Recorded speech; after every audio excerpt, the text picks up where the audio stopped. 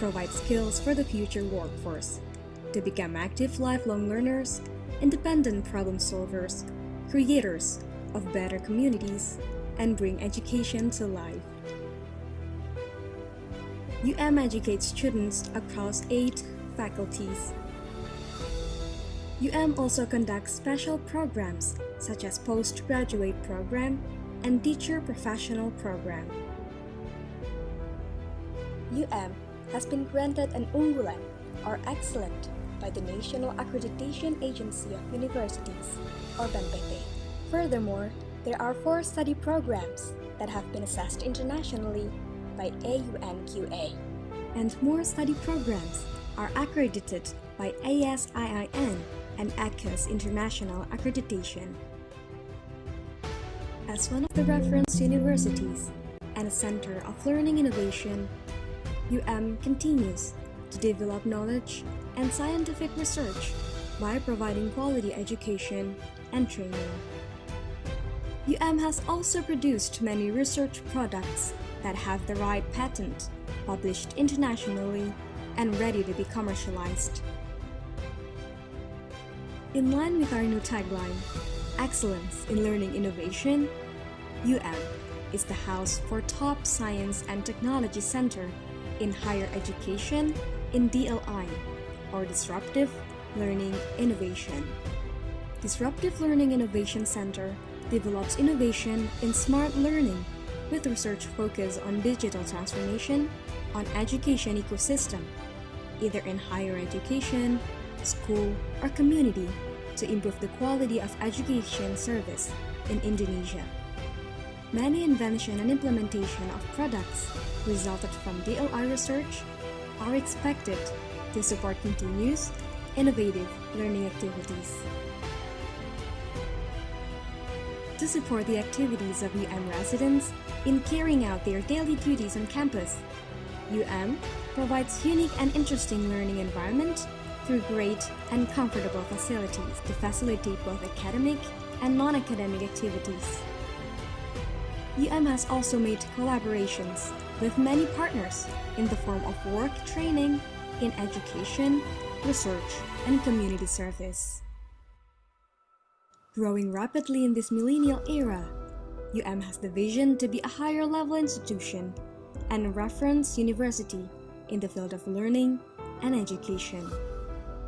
has always been ready to dedicate itself to be the best university by producing the best human resource. The only one. Excellence in Learning Innovation.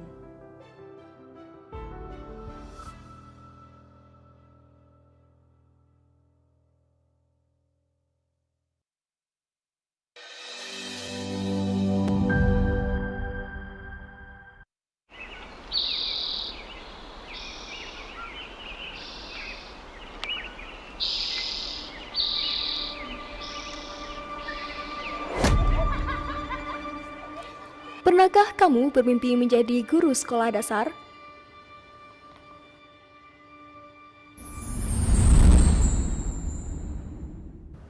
Ya, ini adalah mimpiku.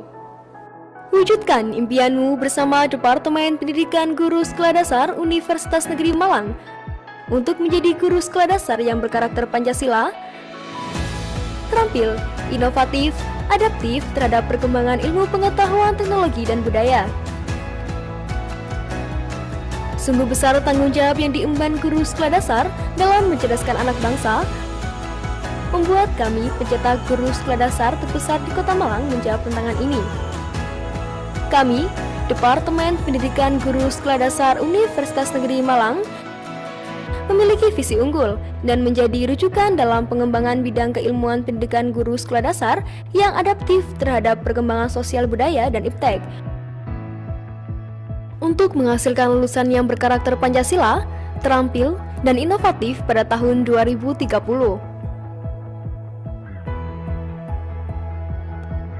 Dan misi kami adalah 1. Menyelenggarakan pendidikan dan pembelajaran di bidang pendidikan sekolah dasar yang berpusat pada peserta didik, menggunakan pendekatan pembelajaran yang efektif, inovatif, dan humanis, mengoptimalkan pemanfaatan teknologi, serta mengintegrasikan hasil penelitian dan pengabdian kepada masyarakat. 2. Menyelenggarakan penelitian dan pengembangan dalam bidang pendidikan sekolah dasar yang temuannya bermanfaat bagi pengembangan ilmu, peningkatan kualitas, penyelenggaraan pendidikan, dan kesejahteraan masyarakat yang adaptif dan inovatif. 3. Menyelenggarakan pengabdian kepada masyarakat yang berorientasi pada pemberdayaan masyarakat melalui penerapan ilmu bidang pendidikan sekolah dasar yang adaptif dan inovatif. Untuk itu, Universitas Negeri Malang Departemen Pendidikan Guru Sekolah Dasar menyediakan materi yang terbaik, kegiatan mahasiswa yang menarik, fasilitas lab yang lengkap untuk memenuhi kemampuan mahasiswa pendidikan guru sekolah dasar Universitas Negeri Malang. Departemen Pendidikan Guru Sekolah Dasar Universitas Negeri Malang berlokasi di 2 kota, yaitu di Kota Malang, kota pendidikan yang nyaman untuk menempuh pendidikan. Di Malang sendiri, Departemen Pendidikan Guru Sekolah Dasar Universitas Negeri Malang terletak di Kampus 1 dan 2. Kampus 1 beralamat di Jalan Cakrawala nomor 5 Malang, sedangkan Kampus 2 beralamat di Jalan Raya Ki Ageng Gribik nomor 45. Dan lokasi kota kedua, Departemen Pendidikan Guru Sekolah Dasar Universitas Negeri Malang berlokasi di Kota Blitar. Ini merupakan kampus 3 Departemen Pendidikan Guru Sekolah Dasar Universitas Negeri Malang yang beralamat di Jalan Insinyur Soekarno, nomor 1, Kepanjen Lor, Kecamatan Kepanjen Kidul, Kota Blitar. Departemen KSDP menyediakan layanan laboratorium pembelajaran yang diperuntukkan untuk inovasi pembelajaran bagi mahasiswa pendidikan guru sekolah dasar, yang sejalan dengan moto Universitas Negeri Malang sebagai The Learning University. Layanan yang kami berikan meliputi laboratorium kelas model yang dilengkapi dengan fasilitas teknologi terkini, micro teaching,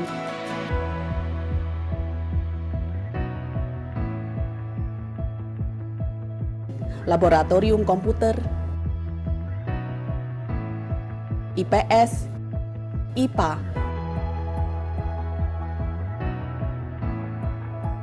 matematika, bahasa Indonesia, PKN, UKS, hingga perpustakaan yang mendukung inovasi dan kreasi pembelajaran di sekolah dasar. Selain memiliki berbagai fasilitas tersebut, Departemen Pendidikan Guru Sekolah Dasar di Universitas Negeri Malang juga memiliki fasilitas pendukung berupa masjid, kantin mahasiswa. Juga terdapat berbagai kegiatan mahasiswa yang menarik.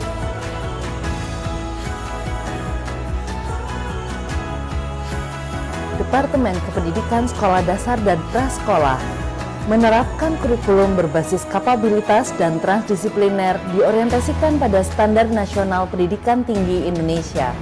Pembelajaran mengutamakan penggunaan model case method dan project based learning untuk membekali pengetahuan konten, pedagogi, dan teknologi mahasiswa calon guru sekolah dasar.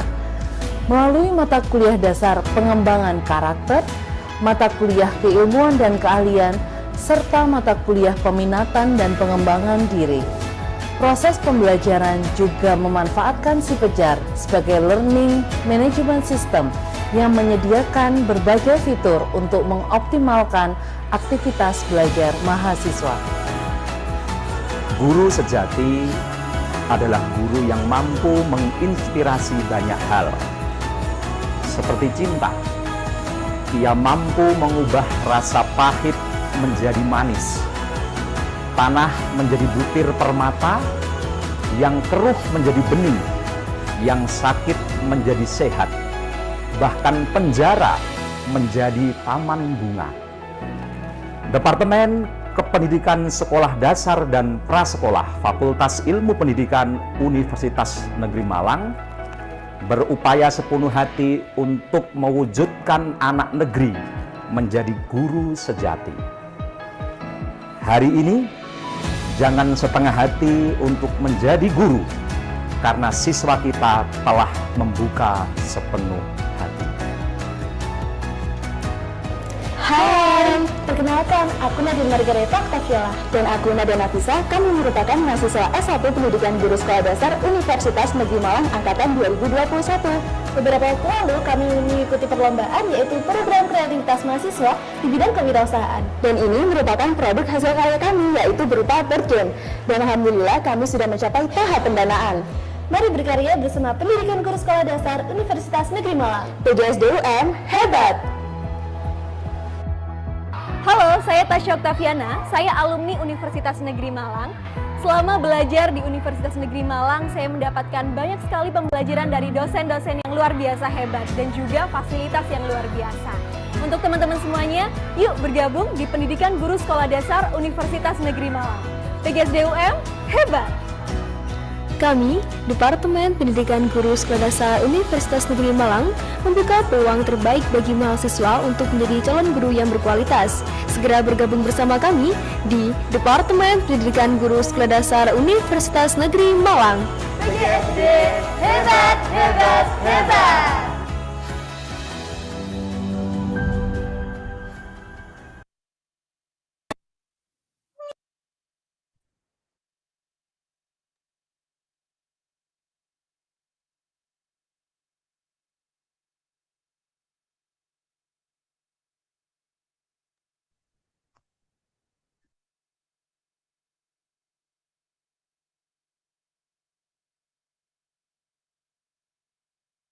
Tes?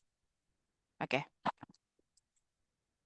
Ladies and gentlemen, we are about to commence the opening ceremony of International Conference of Research, Innovation, and Technology on Elementary Education, ICRITEE 2024. Before we started the conference, allow me inform you that it is online conference. For our participant and presenter, please let me read the rules. The first, turn on the camera and use the virtual background. Second, please mute the microphone unless you want to use it.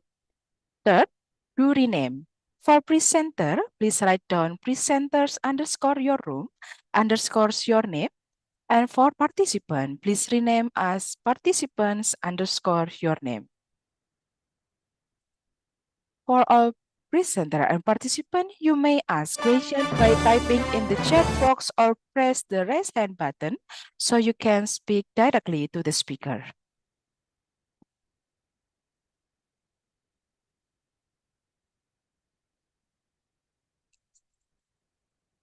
Assalamualaikum warahmatullahi wabarakatuh.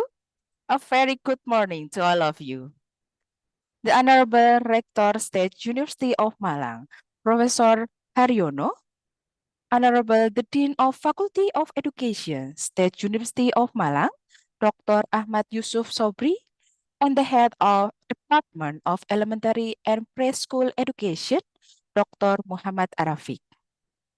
The respectable our keynote speaker, Professor Edward Palmer from Adelaide University, Associate Professor Santi Divaharan from Nanyang Technological University, Singapore, and Dr. Muhammad Anas Tohir from State University of Malang.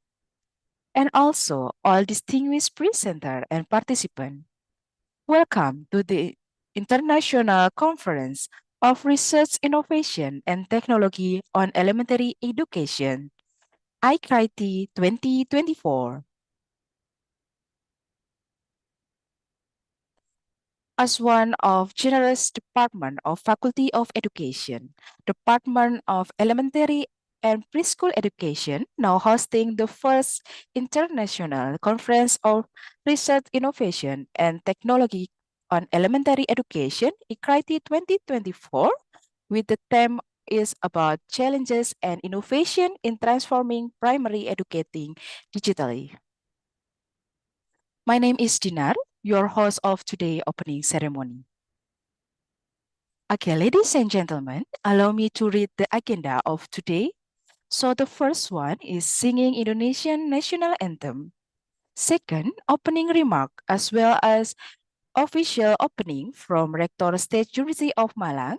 And then we are going to the parallel plenary session. So for Honorable Yes, ladies and gentlemen, now we invite you all to sing Indonesian national anthem.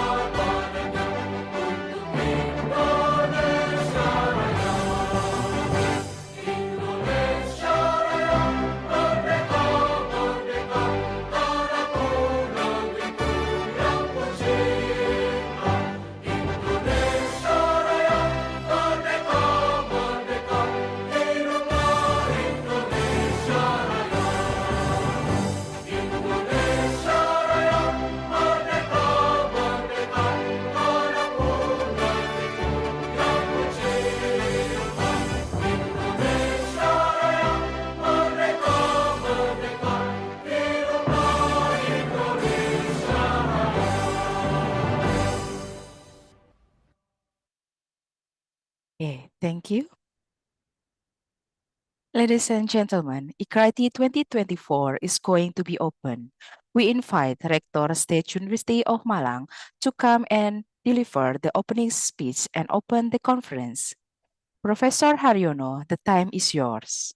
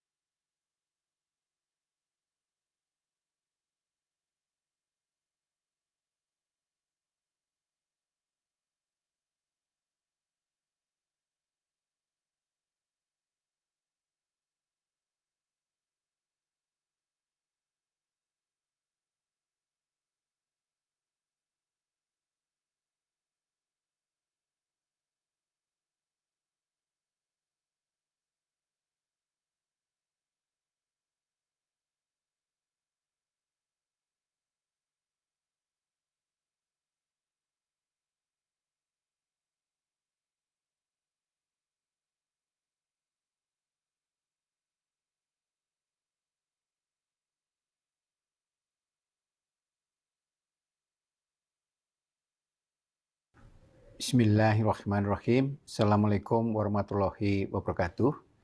Good morning, good health, and prosperous day to all of you.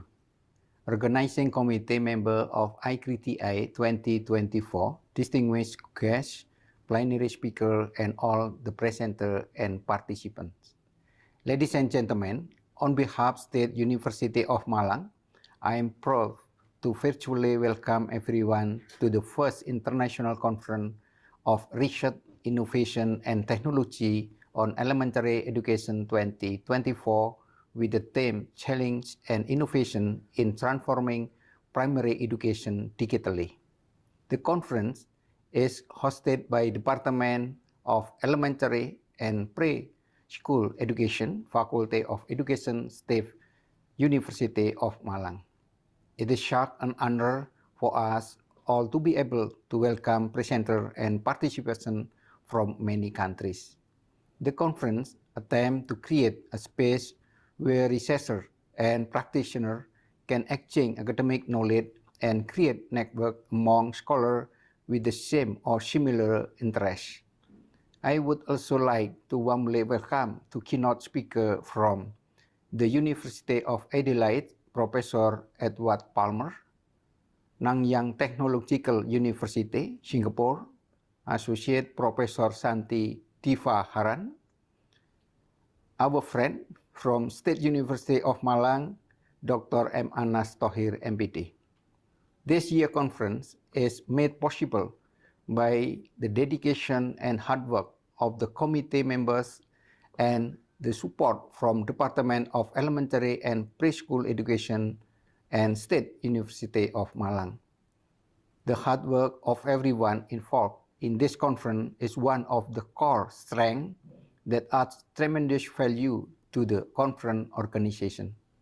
I would like to thank all of them for volunteering their time and energy in service to the community. Finally, I would like to thank all presenters for their willingness to share their research and ideas, and all participants for their keen and active participation. Without your effort, this conference would not be possible. I hope that you will have an enjoyable conference and live with fond memories of the conference. I wish great success for this conference. Thank Lord for your attention and your patience. Akhirul kalam, wassalamualaikum warahmatullahi wabarakatuh. Thank you. Waalaikumsalam warahmatullahi wabarakatuh.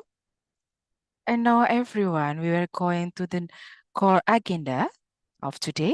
We are going to the plenary session that will be moderated by Ms. Puri Selvi Khalifa. Before that, I'll read her curriculum vitae.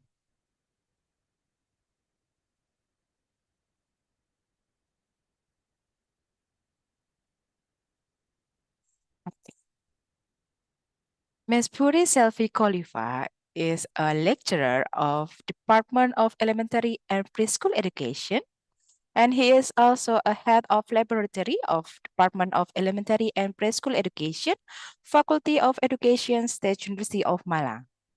She got her bachelor and magister from State University of Malang, and her research focus are teacher professional development, social studies in elementary school, and also the assessment. So without any further ado, I will hand over the screen to Ms. Puri.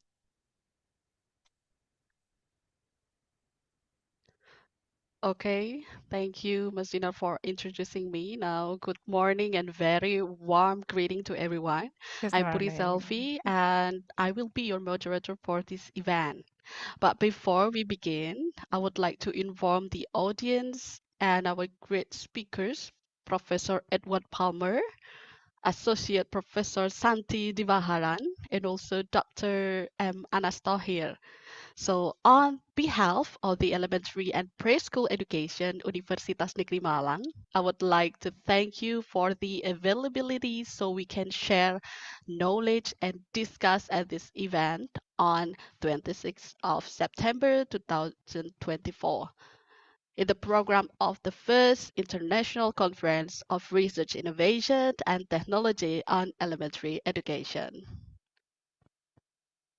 In this occasion, later on, Professor Edward Palmer will present for the first place and proceed by Dr. M. Anas Tohir, and the last speaker will present in this conference is Associate Professor Santi Divaharan. So, all right, everyone, before we get into presentation session, I would like to remind you once again to activate your camera and deactivate the speaker for the convenience. So later, for facilitate the Q&A session, participant can use the chat room during the presentation session and to convey the question directly to all of the keynote speakers after the presentation by clicking the right hand button on the below of your screen. So thank you. Okay, so now in the court session, I would like to open the presentation. But before that, I would like to invite Professor Edward Palmer from University of Adelaide. Good morning, Prof. Good morning. So, yeah, so I want to introduce you first by reading your biography. So without further ado, let me share my screen. Okay, so Professor Edward Palmer is the director of the Unit of Digital Education and Training in the School of Education at the University of Adelaide. And you get so many degrees from Bachelor of Arts with Media and Creative Writing, Diploma in Arts, Creative Writing, and Graduate Certificate Online Education, and Graduate Certificate in Higher Education, Bachelor, other of Electric and Electronic, and also your PhD from the University of Adelaide. Oh, it's an honor to meet you. And your research focus around technology in education, training, and the assessment of learning, and currently focusing on the use of virtual and extended realities for situational awareness and training, and the impact of artificial intelligence on assessment. Wow, yeah. And the key achievement in 2009, you got teaching awards from Dean's Prize, Faculty of Health Sciences for excellence in teaching, and also teaching award from ALTC Citation for excellence in teaching, and also in 2007, got teaching award in Stephen Cole and the Elder Award for excellence in teaching. Okay, so without further ado, if Professor Edward, good morning, Prof. Good morning. Okay, so how are you today? I'm good. Thank you very much. And welcome, everybody. Okay, Thank you for coming yeah, along. yes, so it's such an honor. So I think without further ado, if you're ready to giving the presentation, and then I will hand over the screen to you. Thank you, Prof. I'm ready. Thank you. I'm just going to start my timer. All right. But before we start, I'd just like to run a welcome for you. Saya Menpekinalkan Edward Palmer. Edward Adla seorang profesional yang berdedikasi, dikenal karena enthusiasm dan komitmennya di bidang ini. Meskipun dia tidak berbicara bahasa Indonesia, dia memiliki minat besar dalam mempelajari berbagai budaya. Anda mungkin memperhatikan perubahan di dagunya itu dari operasi Kessel yang baru saja dijalaninya, tetapi dia sedang dalam pemulihan yang baik. Edward adalah manusia, mudah dideteksi, dan selalu terbuka untuk perkembangan dan pengalaman baru. Saya juga demikian, tetapi saya adalah sebuah konstruksi AI. Okay, so what you saw there was a completely artificially generated presentation. It took me about 2 minutes to write the text for that. I wrote a little bit of it myself and then got AI to expand on it. I then asked AI to translate it for me, and then I found another AI engine which created that video for me. And I think one of the things you noticed was that it was very natural, particularly over online spaces.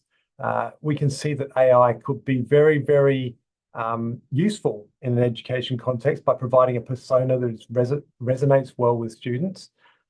It also could be very dangerous because it could be pretending to be someone else on its behalf. So there are risks and there are benefits with AI, and I think we'll see that as we proceed through the presentation I've got for you today.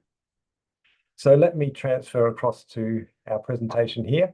So for those of you who have got, just bear with me one moment, please.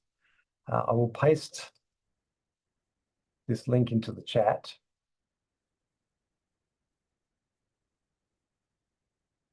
So everyone should be able to see the link that I just briefly put up.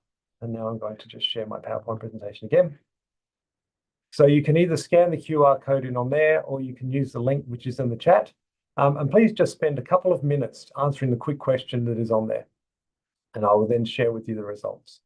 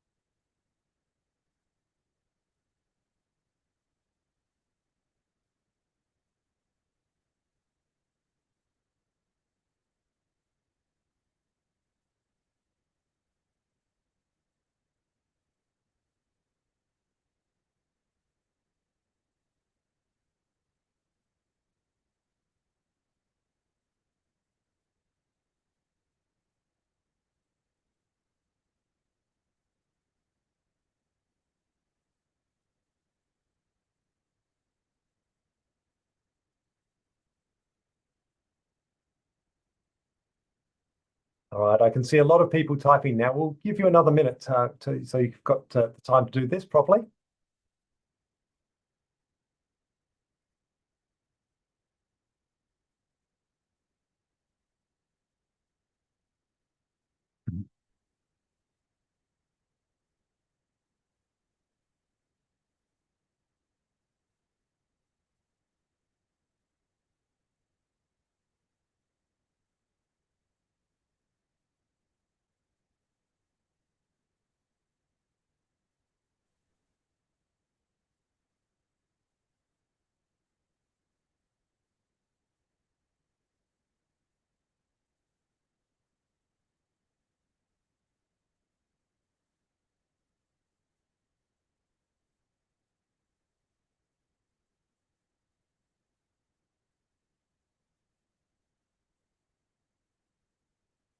All right, another 30 seconds. But please keep going even after we've presented the results.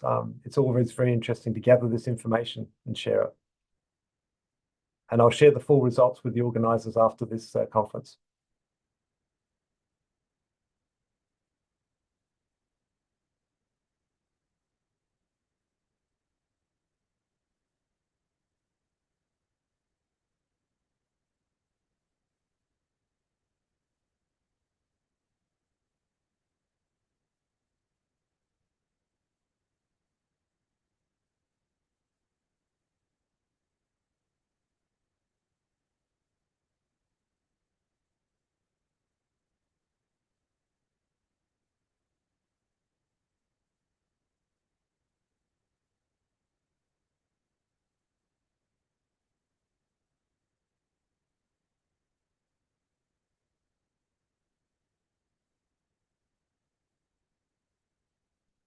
Whoops.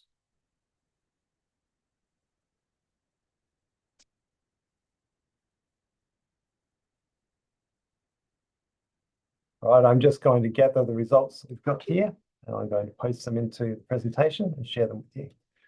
What we're seeing very quickly is that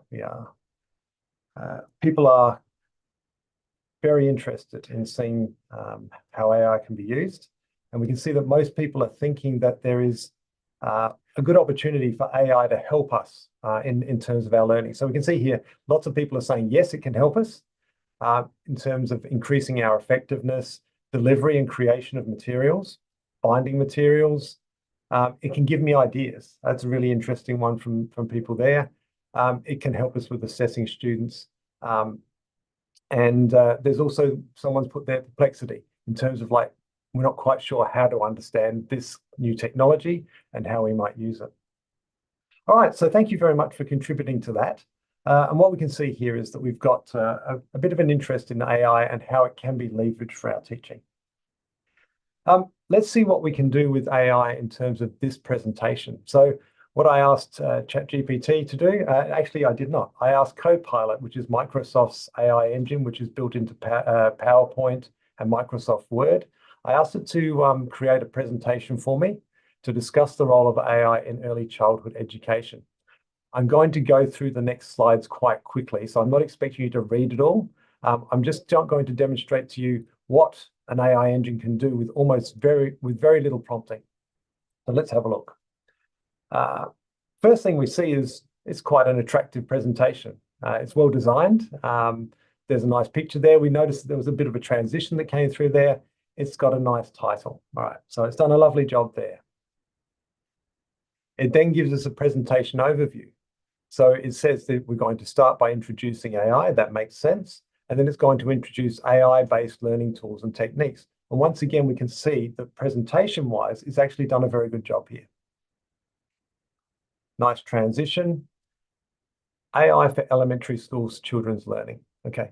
It says artificial intelligence can be used in education to personalize learning, providing immediate feedback and enhancing student engagement. I will say right at this moment here that I'm not an elementary school teacher. I'm not an expert in this space. What I have endeavored to do is try and leverage my knowledge of artificial intelligence towards that space so that we can see how it might be applied and how it is being currently applied in this sector. What is AI? It talks about machine learning, which is a subset allowing it to automatically learn and improve. It talks about natural language processing, which deals about the interactions between humans and languages. And it talks about robotics. So it's going a little bit off the original pitch of the presentation. But nonetheless, AI and robots are interlinked. Why is AI important in education? It's now reiterating the fact that it can personalize learning and it can address unique learning needs. And there's obviously some overlap there. I can see here a nice little picture of something which is not AI, it's virtual reality, but it's nonetheless quite technological and fits quite nicely. It says that AI-based learning tools can provide interactive and engaging learning experiences for elementary school children, making it more enjoyable and effective. Nice picture. I like this one. It says that you could use AI-based learning games to provide some extra interaction, enabling them to enjoy the process of learning. What we're seeing here is we are beginning to see some repetition of concepts over and over again with not too much depth happening. It says that there's AI-based learning apps, which can provide a personalized learning experience. Once again, it's saying roughly the same thing. It's saying that we can introduce intelligent tutoring systems, and these have been around for a very long time with machine learning algorithms or very simplistic sort of responsive algorithms to them. They're not always artificial intelligence, but once again, it's saying intelligent tutoring and personalized learning.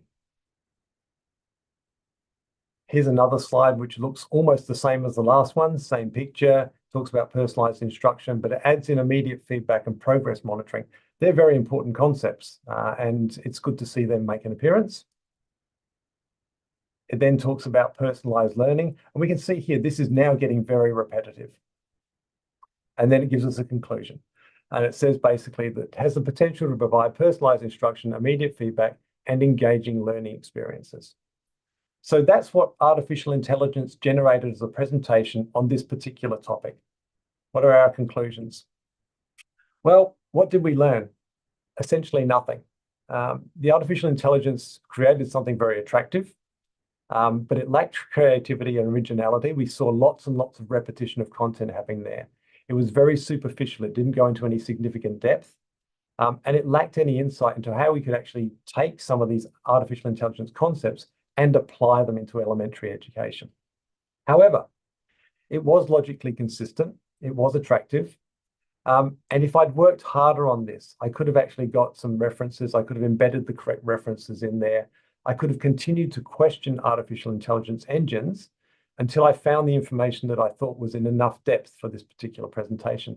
So even though it produced something very quickly and easily, it wasn't very good, but with extra effort, I could have produced something more significantly and more relevant for this particular conference. What we're seeing here is just the very beginnings of something which is going to change education completely. How it's going to change it, we really don't know. But we saw in the responses from people there that marking assessments, creating materials, providing feedback to students, they're some of the things where we can actually do this with artificial intelligence support. But there are many, many issues in the way. All right, let's switch back to my content here. You may have noticed this picture. The picture that I found here was actually found by the artificial intelligence engine as well and imported in, which means it was probably a PowerPoint library tool. All right, so following the AI's rules here, let's explain what artificial intelligence is. I look at it in terms of 3 layers, and this image from IBM is a nice little descriptor for me. Essentially, there are neural network algorithms that sit underneath everything that we're seeing with artificial intelligence, and they help to learn what important features are in the data, often by themselves, often by training processes which are either automatic or they require human beings to help manage that training as well. Beyond that, there's machine learning where algorithms pass the data, they learn from it, and then apply what they've learned to make informed decisions. They use human extracted features from the data and then they improve with experience. But what we talk about when we talk about artificial intelligence is where it looks and behaves like us. So that video that you saw at the beginning there, that looked and behaved like us. It was quite convincing, and certainly on an online environment, it was very convincing. And what we've seen now is that there is some real dangers around this artificial intelligence side of things. Just recently, there was a company where some people got together from the company. The three bosses of the company decided that they were going to invest $5 million into a project, and then they directed their accountant to invest that money and transfer it across. What the unfortunate accountant found out afterwards was that he was never in a meeting with his three bosses. They were all artificial intelligence, they were all deep fake, and they responded so well that he was fooled, and the company lost $5 million. It is very easy, if people can be fooled by that, it's very easy to imagine children being confused and fooled by what artificial intelligence produces, because it sounds very authoritative. It sounds like a very smart and authoritative human. All right. This has been around for a very long time. It's been around since the 60s, and it was being used for intelligent tutoring. It's been used for playing games. It's been used for making learning much more efficient and personalized. There's lots of adaptive learning algorithms which use artificial intelligence concepts in terms of training people in a differentiated way. And of course, in learning analytics, it's been around for a while as well. It's the human side of this that is relatively new. But back in 1997, this was pretty much the last time that a human being was able to win a game of chess against a computer. And the world champion there said, I don't know how it beat me. It's beyond my understanding how it did it, and I'm a little bit afraid of it. And any AI that we have on smartphones these days or on a tablet could easily defeat the chess program that defeated the best that humanity could offer. So there are a lot of things now where artificial intelligence and machine learning algorithms are superior to what we can do. But everything was mostly fine until the end of 2022. There wasn't too much that was too scary until ChatGPT 3.5 came out, because it sounded like a human being, it behaved like a student who really knew what they were doing, and it could produce work where you could pass any particular course.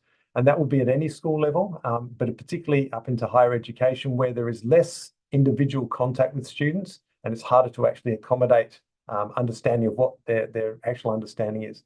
So now we see artificial intelligence writing speeches for American politicians. We see it passing law and medical exams.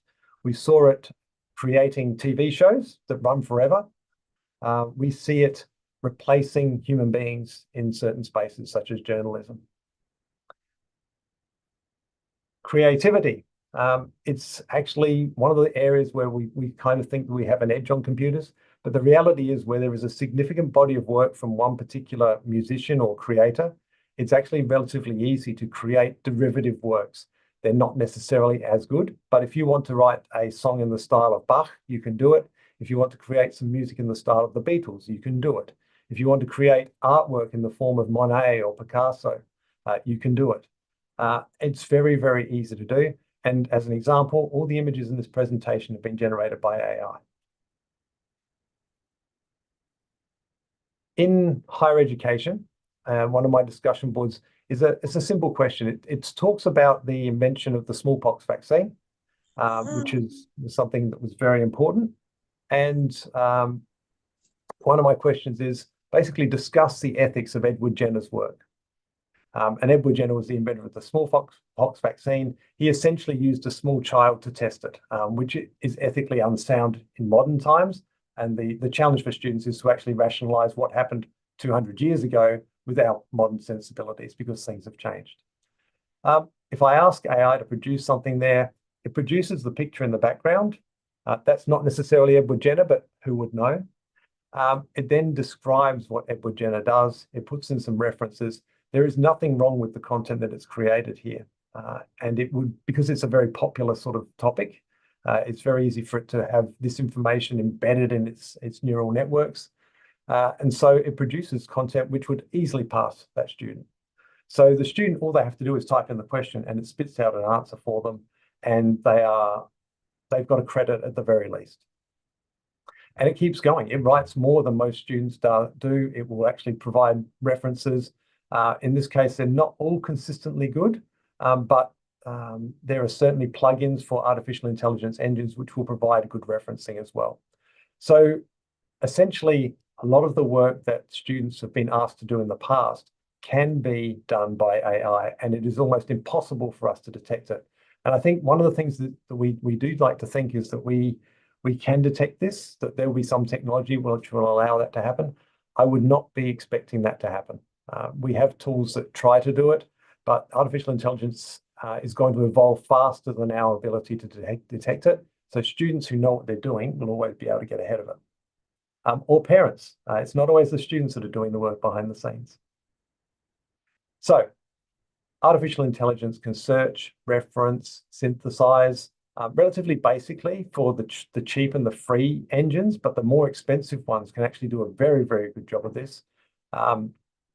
There's a recent discussion around this that suggests that it can now produce PhD level writing, which is interesting. It can communicate clearly. It understands the rules of every language that it's been programmed for, and it can do a particularly good job with the translations. Now, I don't know how well it translated my English into the Indonesian that you heard at the beginning, but it was probably passable. It probably sounded like a bit like a child or something very, very formal, but you probably understood what it said. It can create reasonable content. It can improve that, and it can improve learning if we leverage AI into the process. We have to consider it to be another tool, just another tool, but a very, very clever one, which actually disrupts a lot of the work that we do at the moment. But it's a puppy. This is an artificial intelligence puppy. It's not a real puppy, but it's still cute. We train artificial intelligence, but we've trained a lot of the stuff that's already out there on what's on the internet. And what's on the internet is not necessarily great. It is biased towards people who write a lot, and some people who write a lot don't write nice things. So the training is quite biased. There's all the bad things about the internet is embedded into some of these artificial intelligence neural networks, and they are actually filtered out by the people who develop them, because they obviously don't want to propagate that information. But nonetheless, the information that artificial intelligence engines are currently built on is a little bit compromised, and it's definitely biased. If you ask it to create some pictures of doctors, it will undoubtedly give you white men. If you ask it to provide pictures of teachers, it will undoubtedly provide you with pictures of women teaching. There's these, and the same thing would apply in nursing. There are problems with the biases that are built into these things, and they are being trained out, but they are there at the moment. And that's really important, particularly for children who are using this, because they are easily influenced by what they see, and what they see can be created by artificial intelligence and give them a false perspective of how we want them to see the world. Who's going to use AI? Everyone's going to use AI. We are already using AI in a lot of cases. We all have machine learning algorithms underneath a lot of the things that we do. Artificial intelligence is embedded in this Zoom conversation here. If I want to get a summary of this meeting, I just have to push the AI button and it will tell us exactly what's been spoken about. So artificial intelligence is embedded everywhere, and it's going to get more and more use. So our students need to be able to use it in the workplace. And that doesn't mean we just train them when they get to university or into year 12 or year 11. It really means that they need to understand what artificial intelligence is at a very early age, so that they can be comfortable with it and understand where the limitations are and how they can ethically use it in the workplace. So this, I think the AI training has to start right now in the early childhood space. So how do we address the use of AI? Well, we can probably rethink about what we do in our day-to-day work. Think about all the things that we don't like doing. Think about the things which are just repetitive. And can they be replaced? Because if we can, as teachers, if we have an opportunity to replace report writing with teaching time, that's a win for everybody. So that's really important. But there's certainly some conditions and some care that we need to take in using AI. But I like to think about it like this. It's like, what would you do if you had an extra hour every day? It adds up very, very quickly, and it could be very, very useful for you, for your students, for your family, any number of things where you could spend that extra hour. So if AI just gives us an extra hour as a tool, then that's a really useful outcome. You see some weird artificial intelligence artifacts. This picture here, the teacher is not right. You can see that the hand's not quite joined onto the arm properly. There's peculiar things that happen to some of the artificial intelligence pictures that are there. All right, so how do we address this whole artificial intelligence issue?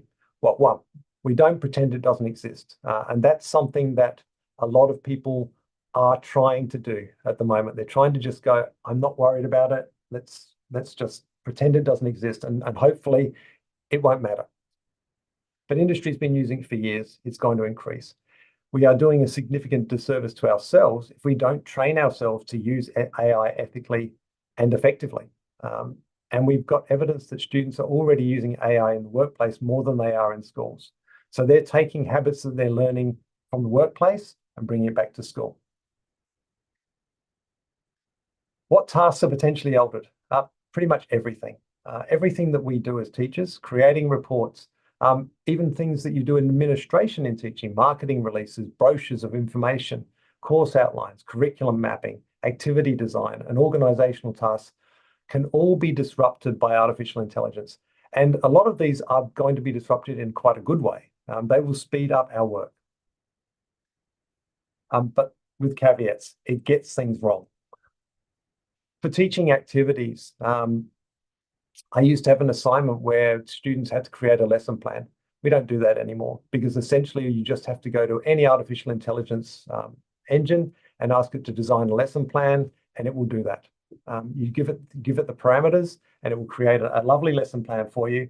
And you will look at it and you'll go, well, that won't work, but a lot of it will work. So something that might have taken you an hour now takes 5 minutes to prepare.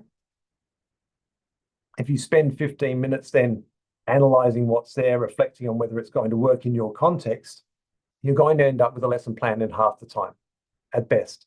So that's a win. Creating presentations.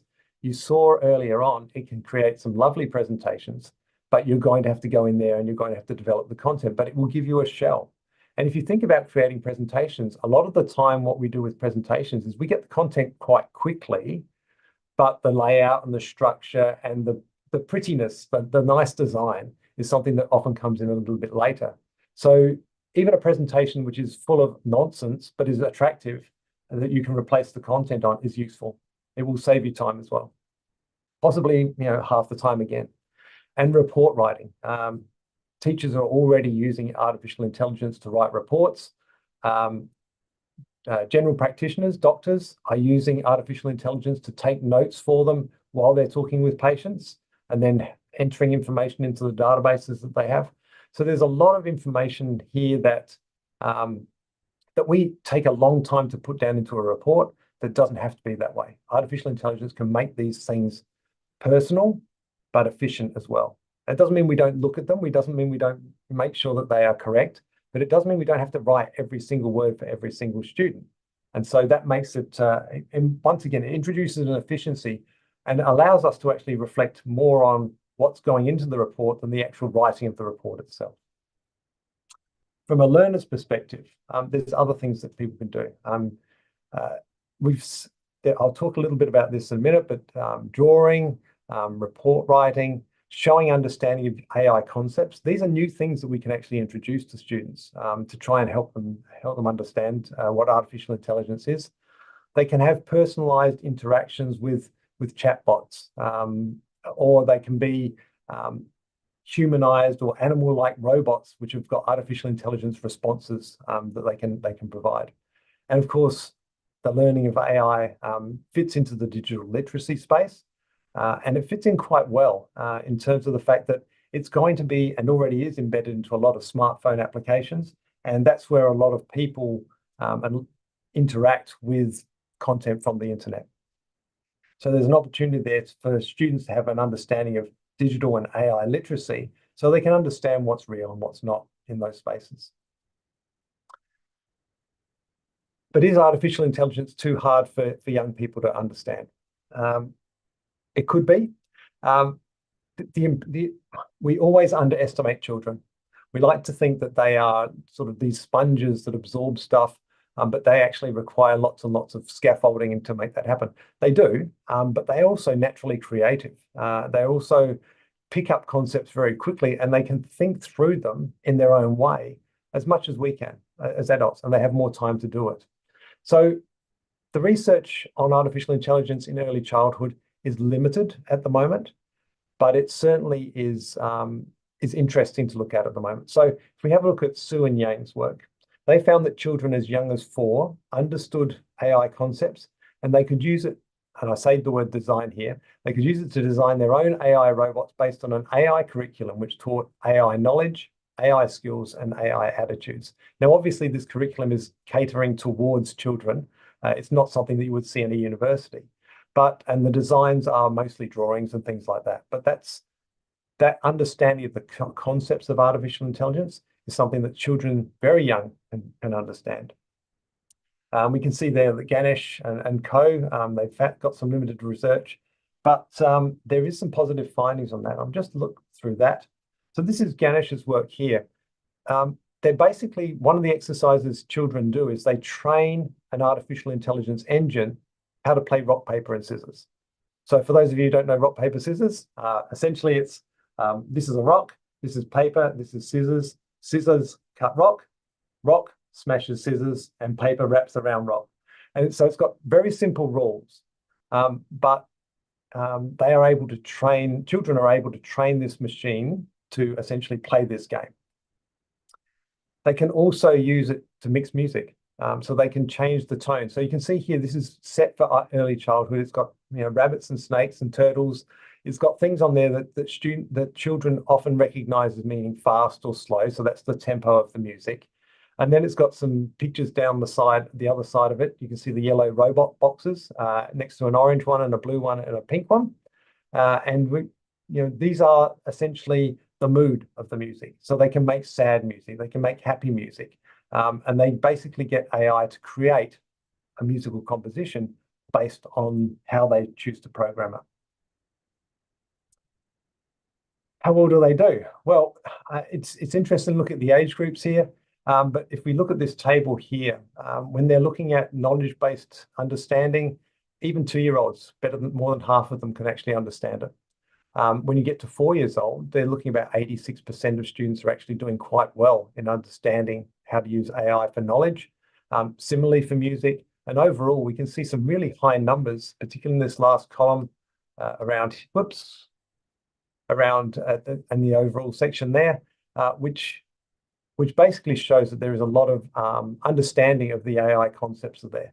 And we can see, I mean, that's a good result from my perspective, if you're trying to teach them that concept.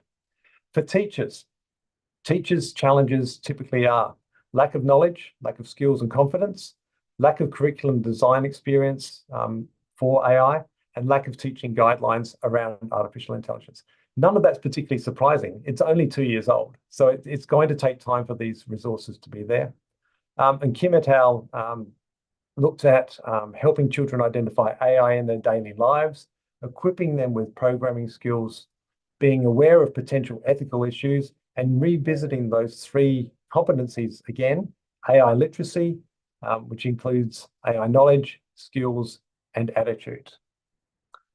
All right, I have 2 more minutes, so I'm going to just finish this up.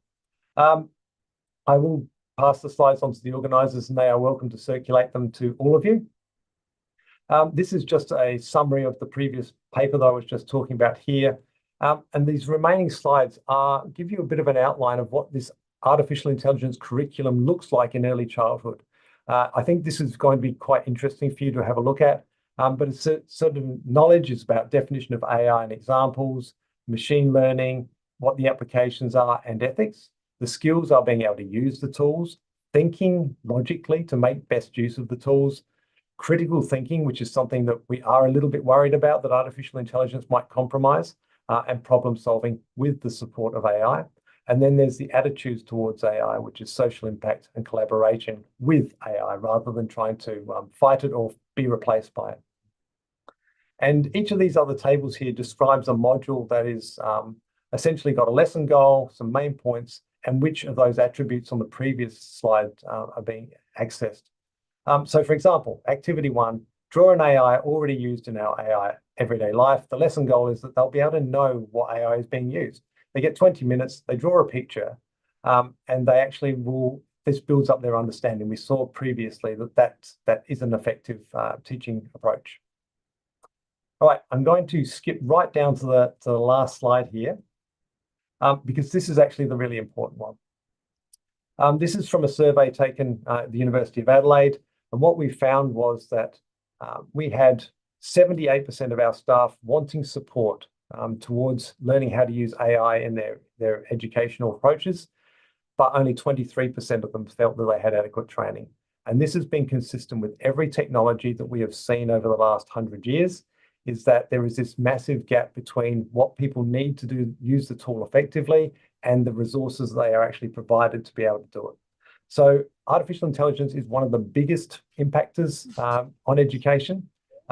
You've got the printing press, you've got the internet, you've got the personal computer, and I believe you've got artificial intelligence as the 4 biggest impactors on education over the last 1,000 years. And we have to get this one right. We have to make sure that this training gap is closed up significantly. So that's my takeaway message to everyone. Artificial intelligence can help you, but you're going to have to get some help to be able to do that. Right. Thank you very much.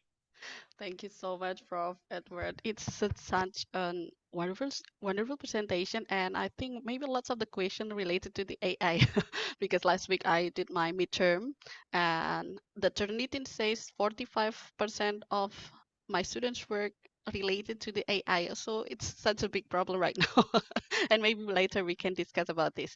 Thank you so much once again for your presentation, and maybe you can join for the Q&A session in the last session. Yes, I will be here for that. Okay, thank you so much. And once again, ladies and gentlemen, and all of the participants, so you can still deliver the questions in the chat room just by typing the question. And don't forget to mention your name and your affiliation too, where I later read the questions. And all right, so we are going to invite our second speaker, dear participants. So we will continue to the following presentation. So here we have Dr. M. Anas Thohir from Universitas Negeri Malang.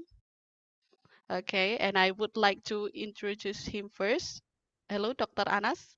Hello. Okay, nice to hear your voice. So without further ado, I will present the curriculum video first. So Dr. M. Anas Thohir is the lecturer of Department of Elementary and Preschool Education, Faculty of Education, University of Malang. And yeah, so he got his bachelor and master degree from Universitas Negeri Surabaya and also doctoral degree from Universitas Negeri Yogyakarta. And his research focused around primary school education, technology science education, professional development, or just TPACK, and his key achievements around research excellence from the RTPM scheme from Ministry of Education and Research. Well, without further ado, I think Dr. M. Anas Thohir is already ready to give his presentation. So I will hand over the screen to Dr. Anas.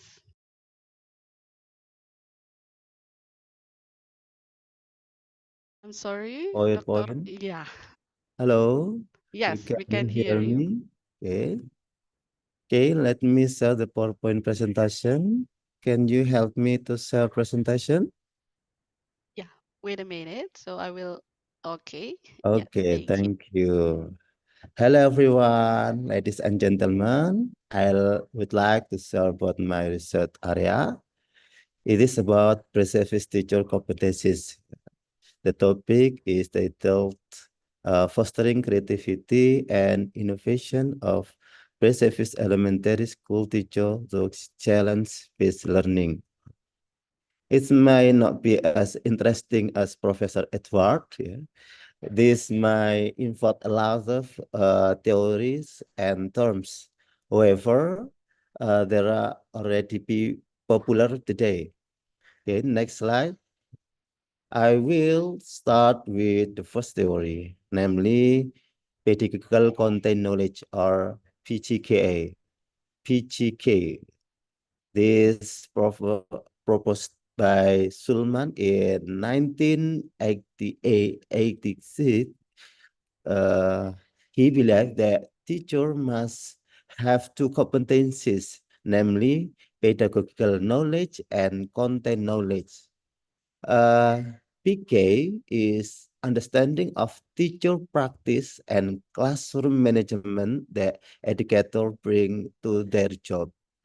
This specific competence including knowledge of classroom management, teaching method, classroom assessment, learning process, and individual student characteristic. And the term content knowledge or CK refer to body of knowledge and information that teacher teach and students are expected to learn in giving subject or content area such as English language, art, mathematics, science, or social science. Yeah. And pedagogical content knowledge is a type of knowledge that is unique to teachers. It is the integration of synthesis of teacher pedagogical knowledge and their subject matter knowledge. Yeah. This make a teacher have the art delivering content, and make him different from scientists. Interestingly, his story teacher will differ from the science teacher in different content. However, elementary school teacher in Indonesia should have various ways to convey it because they should convey multidisciplinary context such as science, mathematics, citizenship education, social science, and the art. This is a difficult task, but it a very noble one. Okay, next slide. In the decades, yeah, technological knowledge has become broader. It has grown into a majority competencies for teachers to have. Previously, it was included in pedagogical content. However, because it's become popular, it finally became a standalone knowledge. So it needs to be removed from pedagogical knowledge. Yeah. Well, this technological knowledge was then proposed by Mirza and Kohler in 2006 to be integrated into PGK concept from Sulman. As results, there are 7 competencies created from the combination intersection of pedagogical knowledge, content knowledge, and technological knowledge. Yeah, this called TPACK or TPACK. Although there are another term called TPGK, but TPACK is popular, more popular than TPGK. Okay, next slide. Nah, this is the model from Kohler and then Mirza about TPACK, yeah. And then we look this picture, 7 competencies from the integration, yeah. PK, GK, TK, TPK, TGK, PGK, and TPACK. Okay, next. TK, TK atau our technological knowledge is a tool or method to assure human work. Yeah. More specifically, yeah, TK is defined as the ability to use traditional such as book, chart, and blackboard, as well as sophisticated technology such as internet, digital video, and then AI. Yeah? as Professor Edward explained. Yeah. And the different modality provide the present information. Next. Okay, TGK is the combination of technology and material. Yeah, TGK required pre-service teacher to be able to use technology to teach content in particular subject, but the uh, teacher can uh, uh, also include in TGK provide teacher know how technology can create new content that responds it. Yeah. Okay. Next. TPK knowledge as far as technology are integrated and used in learning, yeah, such as LMS, learning management system, yeah, before given context, yeah, content. Sorry. Next. Okay. Furthermore, TPACK has become very popular. Therefore, many developers are propose to strengthen the TPACK model in integrating technology into teaching and learning. One of development is four dimension TPACK that we propose here. This is a picture about TPACK extended. There are TPACK XL, yeah, TPACK AI, and then transformative TPACK. Next slide. Okay. The five dimension of TPACK are a combination of TPACK itself with their competencies in Indonesia. Teacher in Indonesia is determined by four competencies, namely pedagogical knowledge, professional knowledge, or content knowledge, social and personality. Yeah. While personality and social knowledge aspect are included in character of a teacher, then they should also improve their knowledge by doing this called meta learning. Yeah, or self reflection to always improve their abilities. Yeah.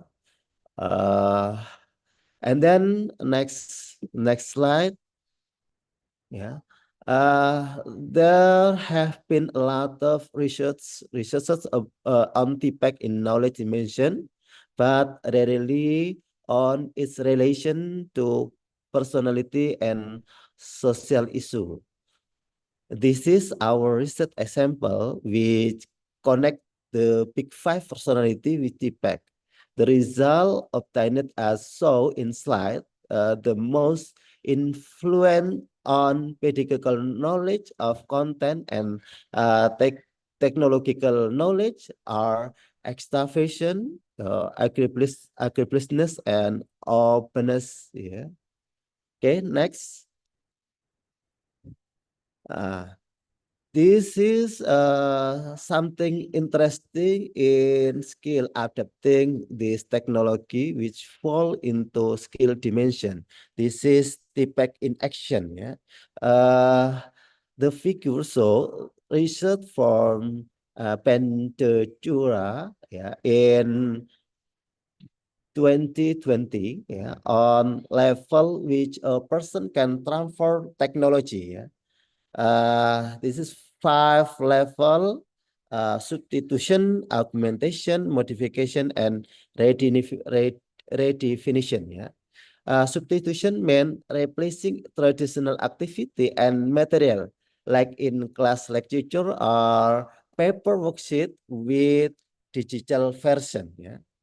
And then augmentation, this level involves incorporating interactive digital and enrichment, yeah, and element like comment, hyperlink, or multimedia You can embed the video YouTube in your presentation. This level is augmentation, and then the modification. Yeah, at the level teacher can think about using a learning management system like Google Classroom, Moodle, or LMS, yeah, or Canva. Yeah, this is technology allow to functional improvement, and then have significant task design. Yeah, and then the last redefinition. Yeah, technology also provides opportunity to bring authentic audience into your virtual classroom, and can make publisher hour of your student. Student can connect with people from across global and contribute to paying learning environment. Yeah, this need to real words to connect uh, technology and social global. And then next slide. Yeah, how can teacher achieve them, especially and redefine technology? Yeah. Next. Okay, we propose the to start a broad understanding of global world. Yeah, the best choice might be 17 Sustainable Development Goals, or SDGs, yeah, which are an urgent call for action by all countries. Yeah, this is 2030 agenda for SDGs, yeah, adopted by United Nations member in 2015. It is a challenge for our country to become more well-being. In class technology course, lecture can connect global challenge with local challenge. The student we will have to experience in their internship. Yeah, this might have an impact on how students can connect the back knowledge and the technology to be designed. Okay, next slide. And then this is model, challenge-based learning model. Yeah, this model is a learning model that is suitable for perceived teacher to achieve technology redefinition. Yeah, these have three pitch stage. Yeah, engage, investigate, and act. Engage is a group of process of essential acquisition. Yeah, the learner move from the abstract big idea to a concrete and actionable challenge. Yeah, and then the second stage investigated all learner plan participant in journey that building the foundation for solution and address academic requirement. The student can connect the academic their knowledge. Yeah, and the last action, evidence based solution are developed. Yeah, implement with authentic audience, and then evaluate based on the result. And then next slide, the last theory. Yeah, about experience learning theory. Yeah, focus on the idea that the best way to learn this is by actually having experience. Yeah, it is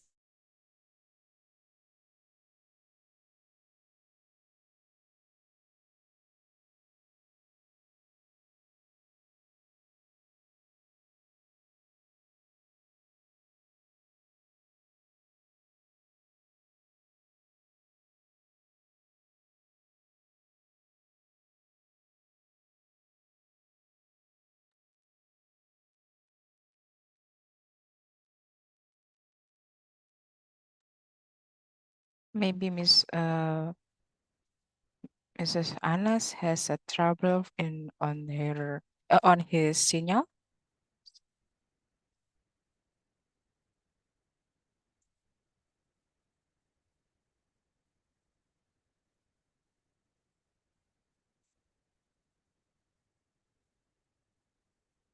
Okay.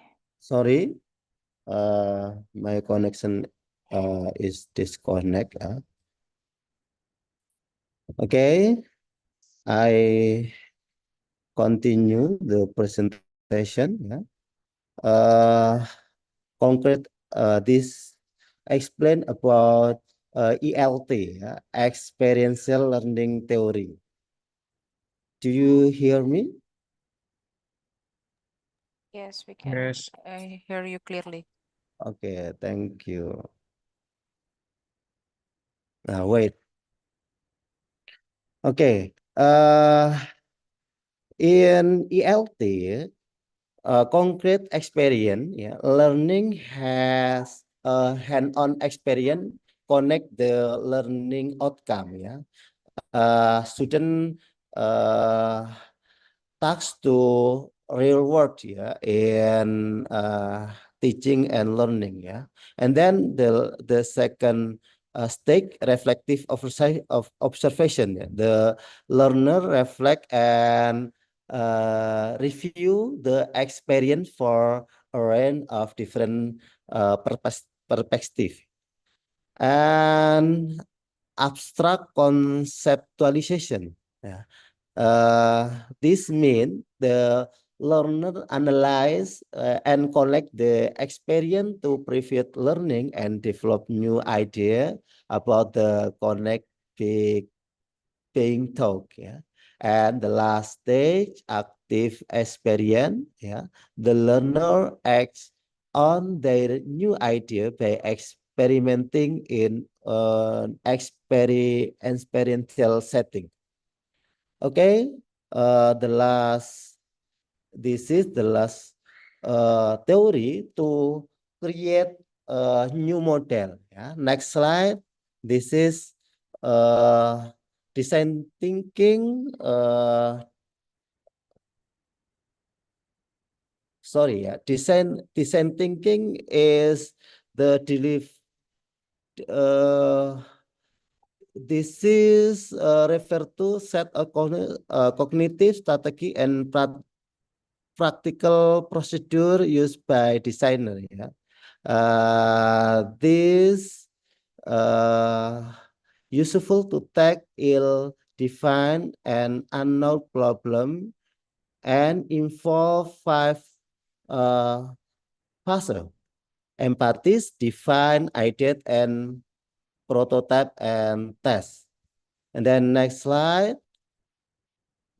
Nah, this is design thinking and experience learning combination in CPL model. Yeah, you can see the 5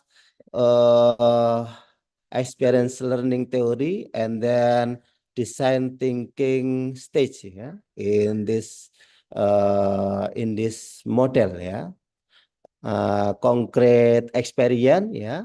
Pre-service teacher are assigned to conduct observation at partners where there is SDGs experience and school need, yeah. And then record, document, and interview practitioner. And then reflective observation, analyze problem and connect with existing knowledge to get idea. And then the abstract conceptualization stage, yeah, perseverance teacher can occur conceptualization the product and create a product design, yeah. And the last, yeah, perseverance teacher develop the product and then testing product, and the last evaluate for improvement. Okay, next slide. Okay, this is the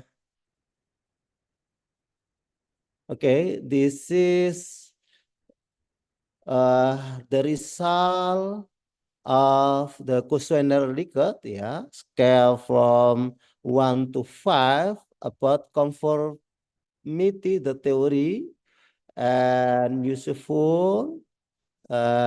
We have invite 12 experts to discuss this concept.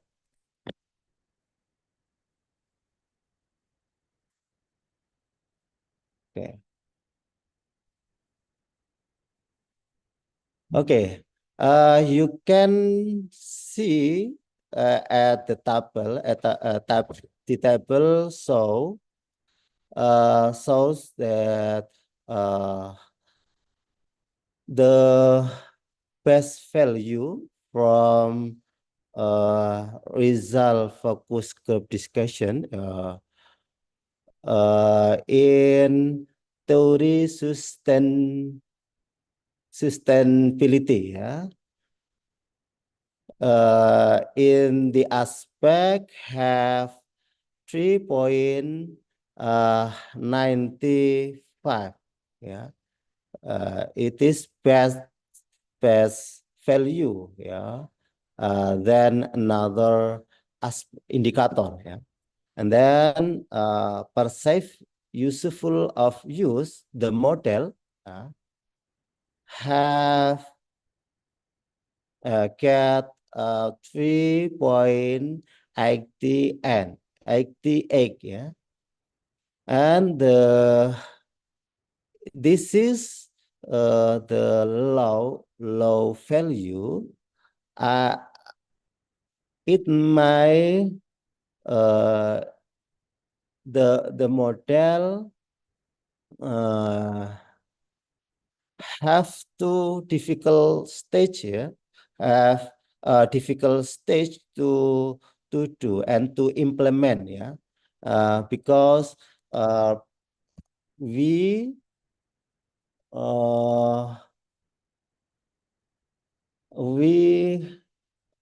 combine various theory, and then pre-service teacher can obvious about the stage, yeah. And then the last, yeah, sorry, attitude model get 3.89, yeah. And the last perceived useful or PU, yeah, get 3.93. Okay, next slide. Okay, this implement of the model, yeah, you can look at the slide. Pre-service teacher observe about Lodoyo. Lodoyo, it is bridge, yeah, to connect to district, yeah. And then this is water energy, yeah, water energy.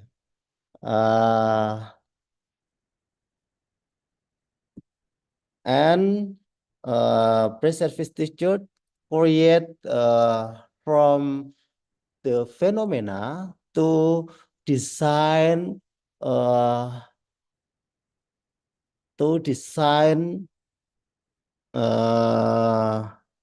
sorry, lesson plan, yeah, and then media of learning, and then evaluate at our assessment, yeah, from this real world observation, okay. And then Next slide. Mungkin it is this last my presentation. Yeah. This theory and term you can read at this book. Yeah, we have written the theory in one book. I believe that you prefer in Bahasa than English, so you can get it and you can order this book. Yeah, and then I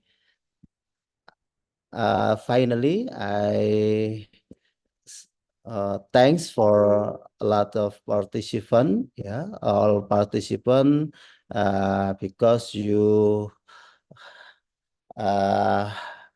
want me to explain this theory, and I'm sorry because many mistake. And finally, I say thank you. Assalamualaikum warahmatullahi wabarakatuh. Thank you once again from Dr. M. Anas Sohir for giving us such a wonderful experiences related to your research. Am I right? Yeah. Okay. So maybe later, please join again or just come back to us to sit in the Q&A session, and maybe we will discuss later about all of the material that you've shared with all of the keynote speakers. Thank you once again, Dr. Anas. Okay, you are welcome. Well, ladies and gentlemen, thank you so much for joining this conference. And I would like to share a bit about our topic. So there are a lot of the questions, and I will remind you once again related to the question. To all the participants, you can still deliver your questions in the chat room by typing your name and your affiliation to, and don't forget to mention to whom you ask your question to. And I think later I will read all of the questions. And before we go for the third speaker, Dr. Santi Dibaharan, our committee will give you a quiz. Yeah, so this is an online quiz to activate your participation in this conference, and we'll share the reward later after this conference.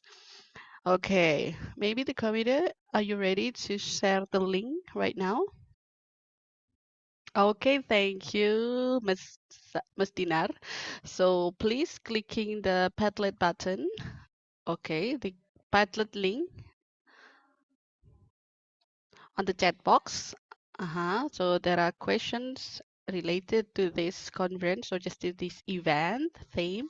Just please be aware all of the questions, and we will give you maybe around 10 to 15 minutes, yeah, related to this Padlet.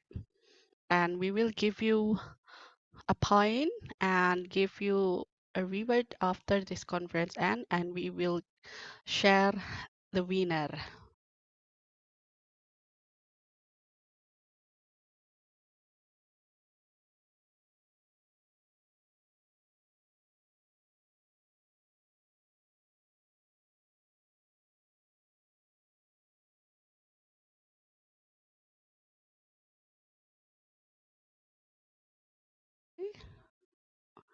Okay, please stay committed to share the screen about the Padlet. Okay.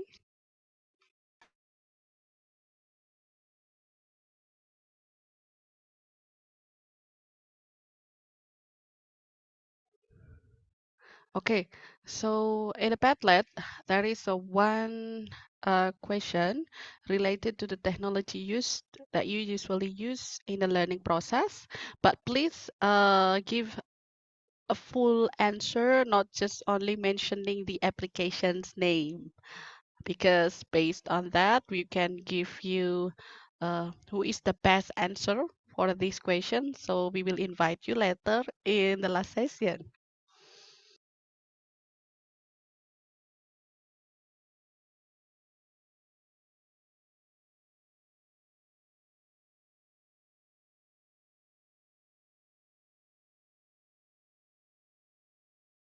So this is its screen. So fearless stream, kind bison. I don't know everything, but please be careful about your name because we don't know who are you actually.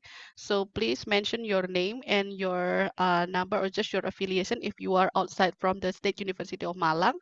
So like this, yeah. To just please write your response here. And don't forget to mention your name. My name is Puri Selvi and I'm from State University of Malang. Yeah. Uh-huh. So we want make this conference as interactive as possible. Okay, so Universitas Negeri Malang, and don't forget to mention or just because this is you can choose like yellow if you like yellow or blue or just the purple screen, and don't forget to answer the question. What technology do you use? Do you often use in the learning process? For me, Padlet is my my obvious tools. Yeah. Okay. Padlet. Why? And don't forget to mention your reason. Or just do you use Canva and the reason why? Why? Okay, just please blah blah blah blah blah blah blah blah blah. Okay, typing lot of the typing. So we are waiting for the 10 minutes. If okay, perplexity. I don't know who is Neki Seashore, Careful, Kokabura, Musangking. Okay, yeah. Fearless Stream. Don't forget to mention your name. Uh-huh. And then publish. The reason must, yeah, I think, yeah, Padlet help me to be able to just to communicate better with all of the students. Okay. And the Padlet, and it has various of templates. So I think that's kind of a reason that you can share with us. Okay, thank you, Mariana Res from E22. Good job. So this is the best example for us. Okay, if you want to share the picture of the Padlet or just what's called perplexity or something humata, just mention like this one so you can add or just upload something or just you want to share the picture images about the Padlet, that's okay. Padlet, okay. So this is me and I will give the example to you, so we will give you maybe 10 more minutes to finish this. So this is actually so so this is my example, guys. So you can just typing like this and please mention your name and your affiliation like Mariana Reswari from E22. Good job. So everyone, please, yeah, we are still waiting about your response. And while we are waiting, maybe we can just play some audios to make you feel more relaxed.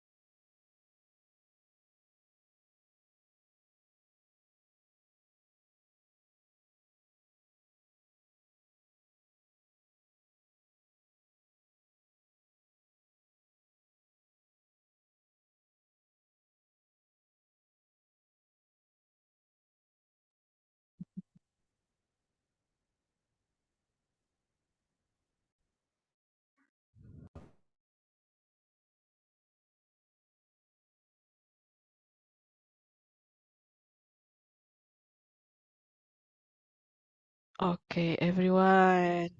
While we are waiting about the response, I will invite Ms. Dinar. So, Hello. okay, so actually I usually use Padlet for my teaching purposes. How about you? Me too. Yeah. I use usually or sometimes I use Padlet to I want to know about the opinion from my students, so I use Padlet.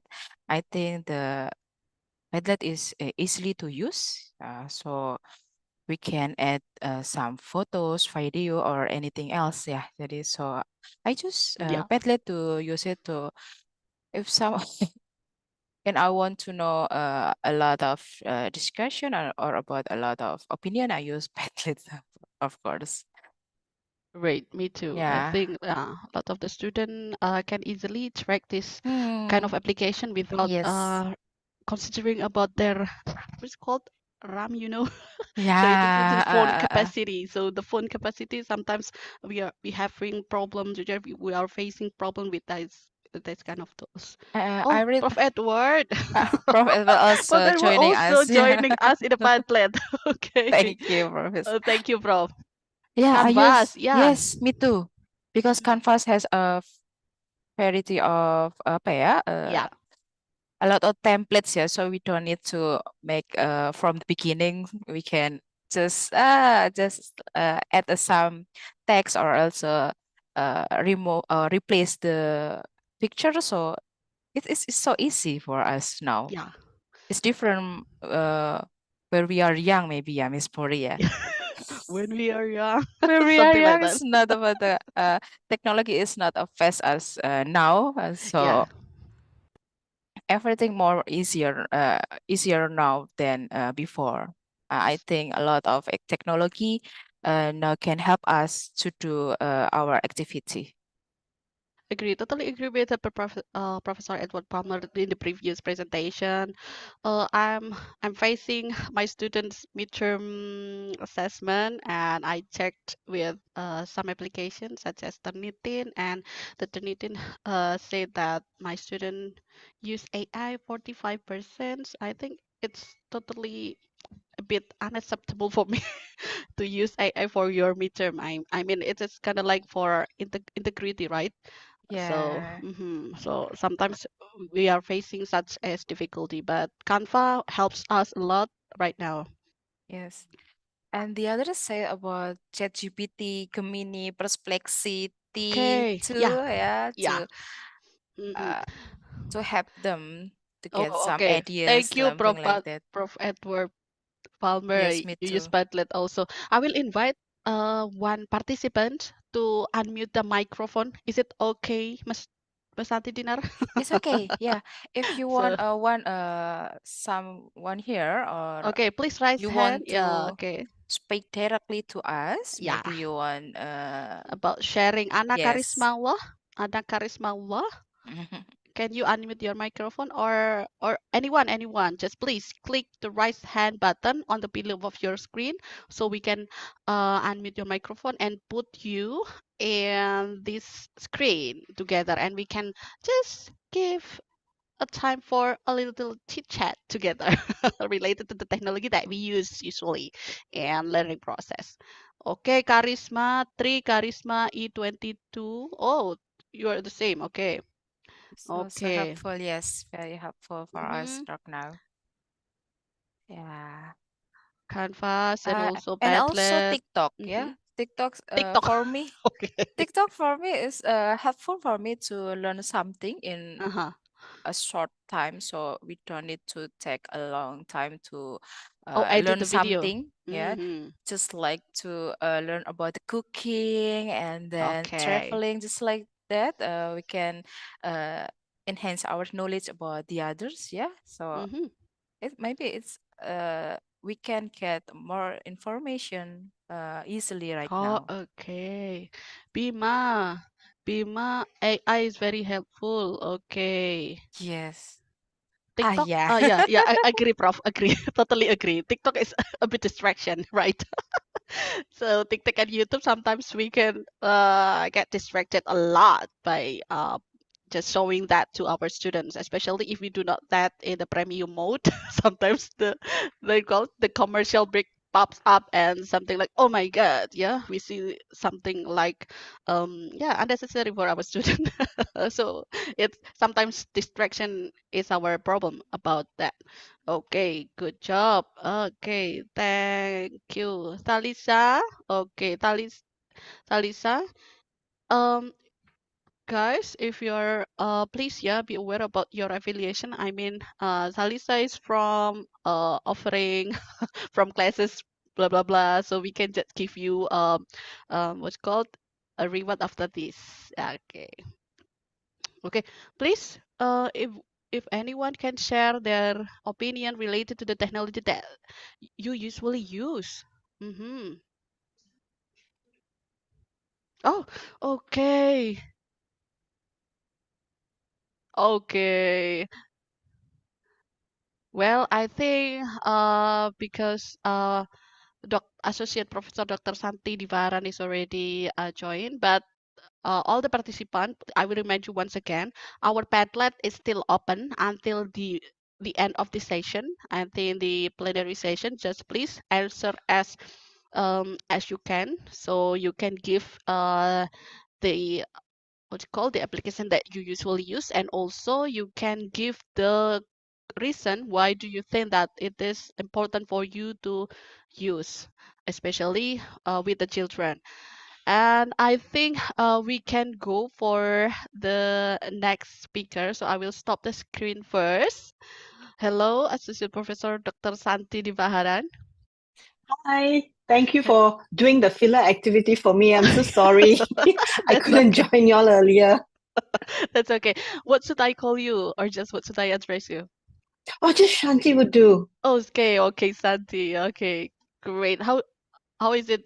What's it called? How are you today? I'm good. I'm very good.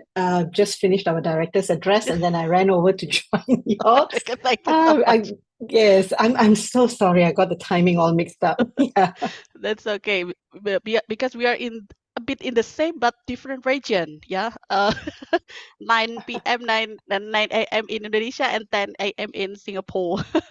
Thank you so much. So, but before we go for your presentation, I would like to share my screen related to your curriculum vitae. So I will read your biography first. So later after I read, and then we can start your session. Okay, wait a minute. I will share my screen. So, ladies and gentlemen, today we are in the third session of this plenary session. So with together with Associate Professor Santi Divaharan.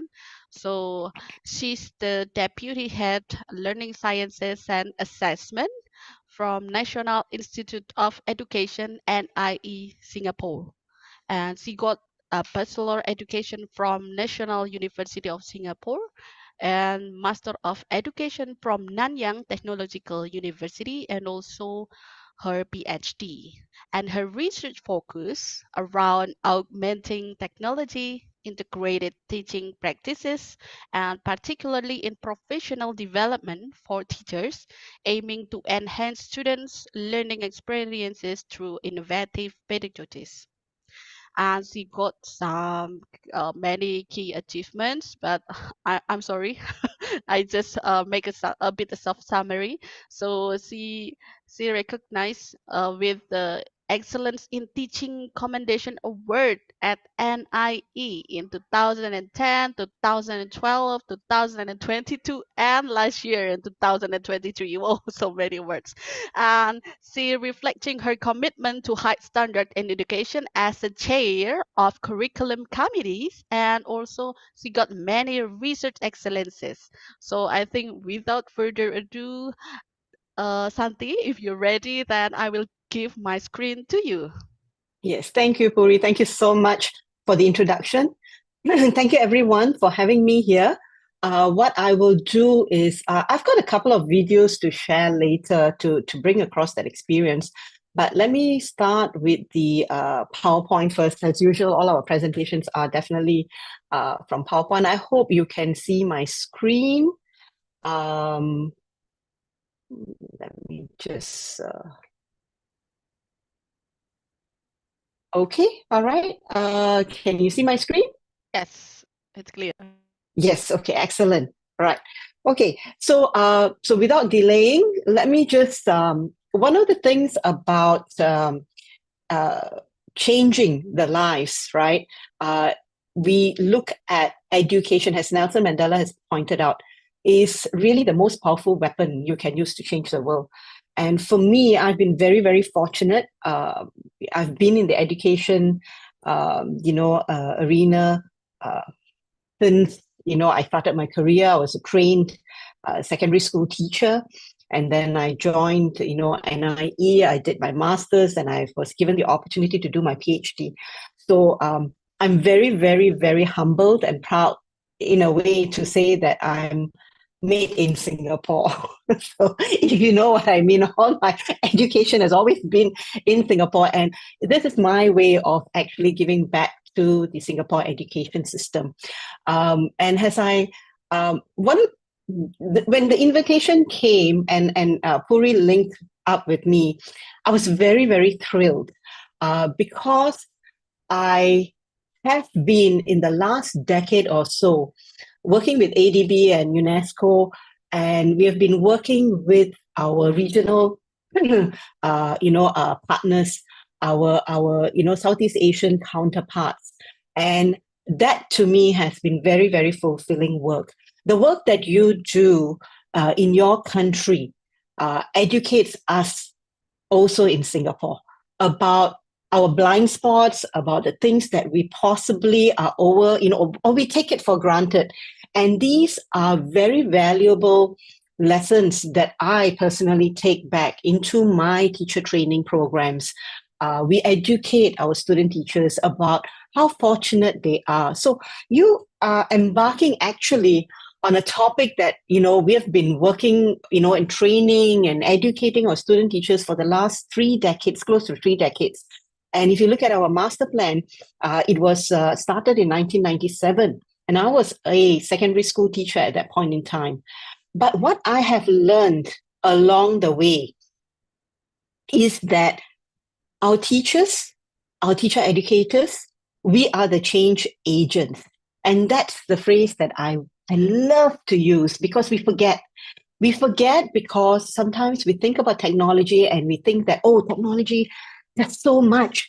Am I going to lose out? Am I going to lose my place in educating the children? Never. What I've realized is technology is here to stay, yes, but technology can only transform the teaching and the learning experience of our students only if you as teacher, we as teachers, decide to design for it, right? So we have the power, we have the responsibility. So I thought it was a lovely topic, something that is very, very close to my heart. And so I have to thank the organizers for inviting me, please, right?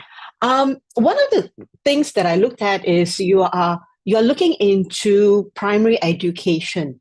And really, with primary education, we all know how our kids are. They're not the ones who are going to be sitting down and, listening to you for hours. That's not what they are mapped up to be. They have high energy. They have very short attention span, of course. And what we need to tap on, and I feel with the use of technology, is on their ability to develop their visual learning, auditory, as well as kinesthetic. Right? Given the fact that you are looking at, we are actually handling a group of energetic people, how then can we leverage on technology in order to expand their learning, in order to, create an enriching experience for them? And that's basically what I wanted to target today. And also the fact that in my experience of working with teachers in Bhutan, Vietnam, Cambodia was our recent experience, is that access to devices and the internet is particularly challenging in rural areas, right? So we're looking at possibly offline learning, right? The other challenge is the teacher preparation, right? While technology can be there to bridge the gap, we also need to work on and put in our resources to prepare our teachers, right? We can have fantastic technology, you can have fantastic infrastructure at your disposal, but if our teachers are not ready to harness the power of the technology, it's not going to benefit our children, right? The other challenge, of course, is language barriers, right? We have a whole suite of content that is available online, but how appropriate is it? How relevant is it? So therein lies that digital literacy, right, that we need to look into for our teachers as well as our students, and the relevance of the content. So we do not want to reinvent the wheel, but at the same time, I think what we want to look at is how can we better equip our teachers and our students to look into existing content, and how can teachers provide the scaffold for our students to learn and to utilize those content. So by scaffolds, what I mean is putting in the support structures for learning, to give them the guiding questions, to point them in the right direction, to get them, to train them to be discerning learners. I think these are really about preparing our teachers and how can they design for the learning, right? Now, for me, in all our years of experience in dabbling with technology and working with our Southeast Asian counterparts, we've realized that technology has a place in our classroom.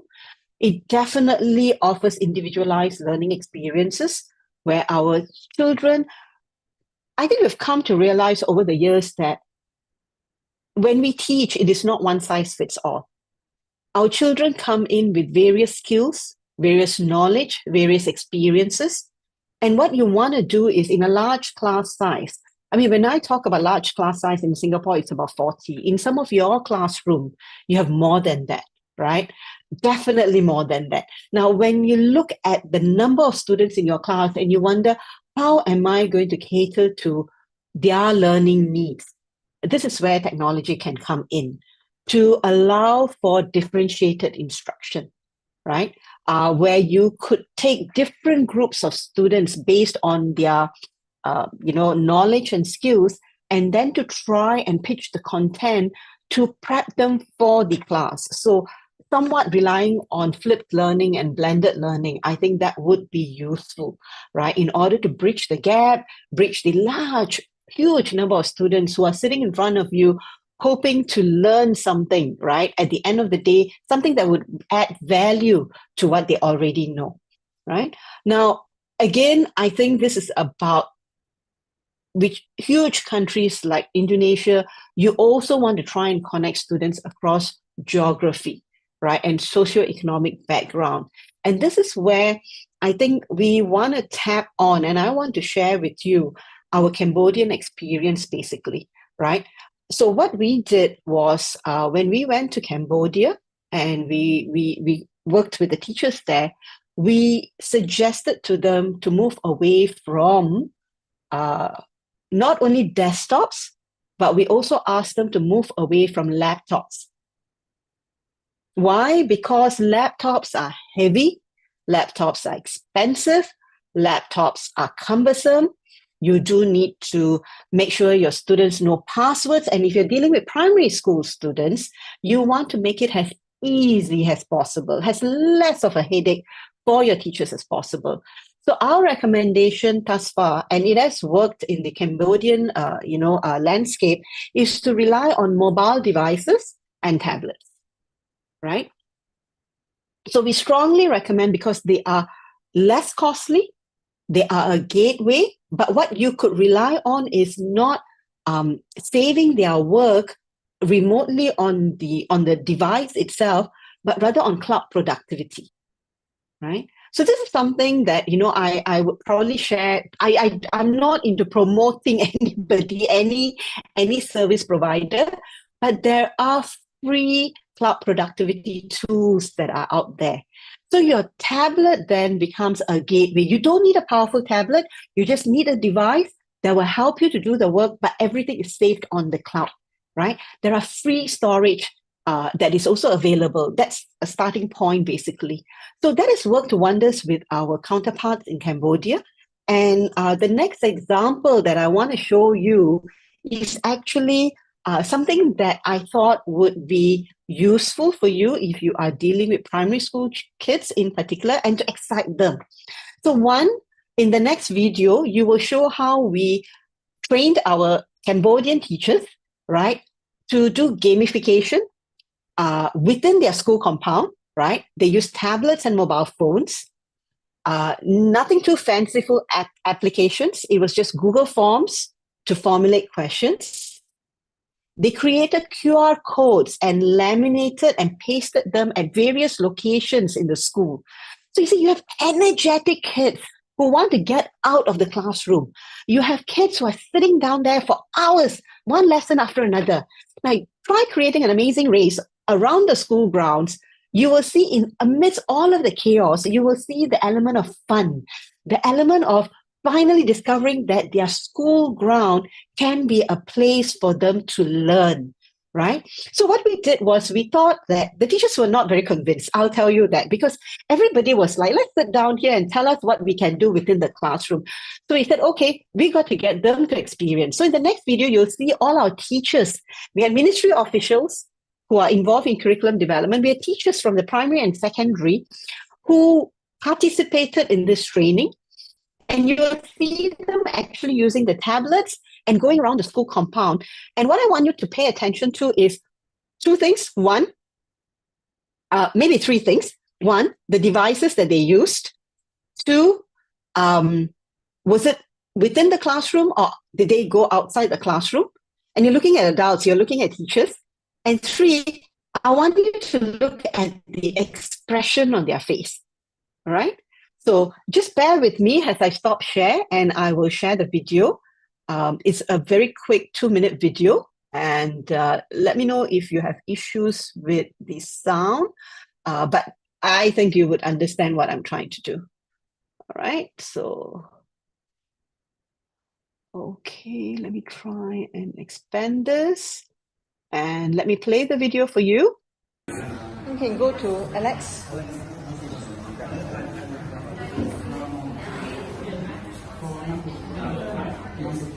Yes, number 3 is number 1 and number 6. Very good.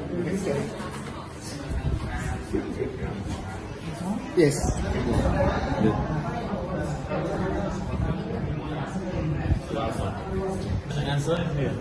Yeah, you have to watch the video first.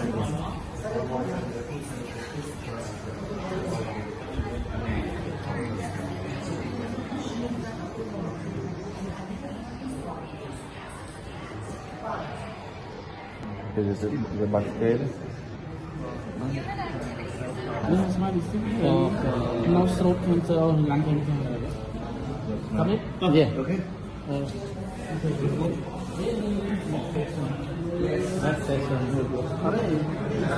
Let's say some more right now.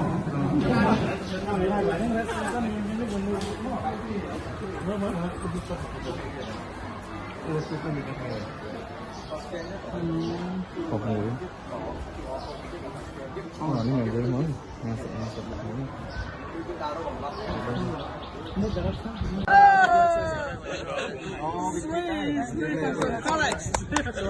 Next clue.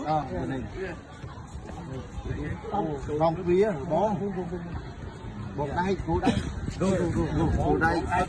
Một đây đây. Phía mùi. Go.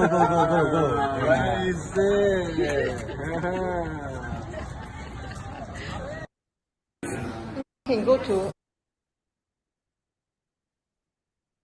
Okay, so I hope that gave you an idea of, these are adults we are talking about. Teachers, we had a group of math, science teachers, and Cambodian language teachers, computer teachers. They all got together, and all we did was to create QR codes, which you can easily do free online. We use Google Forms, which is free. They use their network. You notice they use their mobile phones or they use their tablets, right? And that gave them flexibility to move around. And the entire activity started within the classroom, and then they walked around to the various stations that we had around the school. Now, the kids who were looking at, if you notice, it was a school day too, the kids who were looking at their teachers going around were absolutely amused, and they were wondering why the teachers were having so much fun when they don't at times, right? So then again, I think it was about putting together whatever resources and devices you have, free versions, no need to, go into big, investments, and to actually look at what is around our school that can link whatever teaching that we're doing in the classroom to the reality that is out there. So that is something that they have taken up, and I'm proud to say that they started creating. So after our session, we said not only the experience, but we insisted that they have to show us that they've learned something, and they themselves created some learning moments for, mathematics or science, in terms of, what is out there, soil, the different types of soil, right? These were very real examples that they could bring alive through the use of technology. So gamification is one, and that's what I wanted to talk to you about, the Cambodian experience. And I thought if I just told you that, you wouldn't get a feel of it. It was a good thing that we recorded. We were very amused at, them running around. And so I hope the video conveyed the message that I wanted to convey to you. Now, the second tool that I wanted to actually share with you, but I think I would skip the video because when I came in, I saw you actually using Padlet already. Now, the second tool that we have been using extensively, and also with our Cambodian counterparts, we introduced that to also our Bhutanese teachers, was Padlet. Now, the reason why we feel that for the primary school students in particular, Padlet is versatile, it is useful, is mainly because of the fact that it allows the kids to create content, right? It allows them to do podcasts. Now, not all our kids are very good at writing. So I'm going to skip this video. All right, okay. But basically what we look at is, if you look at just this example, right, you could look into, I'm not going to click and go in because you know Padlet already. The kids can bring in visuals, they can bring in videos. Now, our kids are very good at using their mobile phones. You and I know that, right? Sometimes you wish you could take away the mobile phones from them so they would pay attention to us. But why not turn that into a tool that works for you? So they can video record their learning, upload it onto Padlet. Now, if you notice at the bottom, right, you could allow for commenting, peer feedback that can be given. Now, even that can be recorded.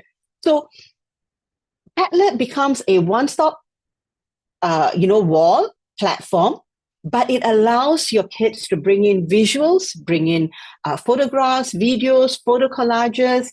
They could record themselves actually doing a show, right? A reenactment of what is it that they've learned, upload it, and share it with their peers who can then give them feedback. Now, again, Padlet is a free tool, but like I said, I like the versatility of Padlet because it allows the kids to feel that they don't have to type. And with primary school students, you're not going to get very far with typing, but you can still capture their knowledge and learning through visuals that they can put together, to recording of their voices, right? If you need them to say things in Cambodian language and you think that they cannot type it, now they can record and they can upload it. And as teachers, you could listen to it and you know that, whether the pronunciation is correct, have they used the correct vocabulary. In so many different ways, you can engage groups of students to give feedback to each other. So there's a lot you can do with Padlet. And because you are familiar with it, I'm not going to go too much into it. But one last thing that I thought is something that we have also introduced in our own classrooms, something that you can again put together. The tools that I'm showing you today are all something that is freely available. Chroma Key is something, Chroma Key, CHROMAKEY, is something that is freely available. If you want to do fanciful things with it, then you pay for subscription. But what all you need, if you notice in this classroom, is a green cloth to transform your classroom into something that you could bring, the real world in and to create excitement. So I'm going to show you this particular video. And let me just stop sharing and show you this particular video. Please pay attention to the fact that the kids in this video, sorry, just give me a minute as I pull out that video. Right, okay, I've got that in. Sorry, let me go to my sharing. I seem to, oh, yes, okay. I'm sorry, I've got too many screens opened up. All right, okay, let me just share this. Please pay attention to how easy is it for young children to be involved with very little teacher intervention and to take their learning the next level. And then I'll tell you how the setup is again, right? So I'm going to share this with you. I hope you can see the video. I'm going to let me know, please, if you can't hear anything.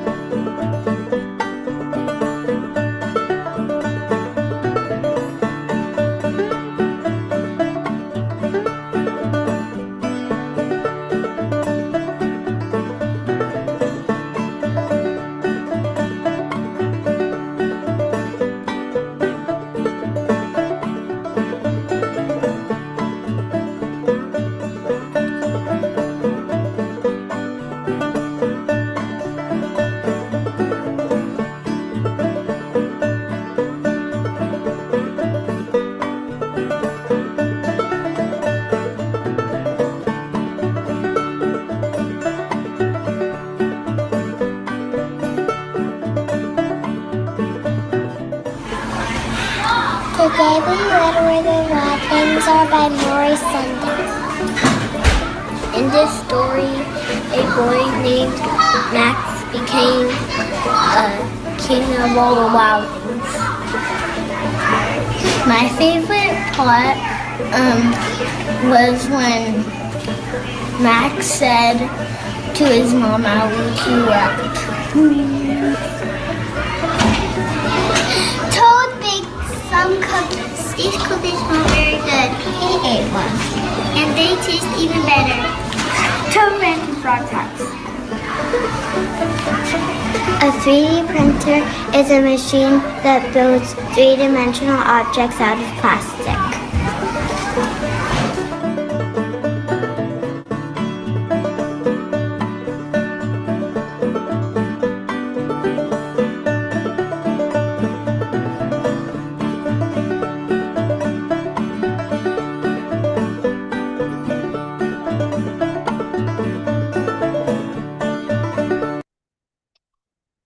Okay, let me just try and get back to my PowerPoint slide. All right, okay, so I hope that gave you an idea of how we can actually,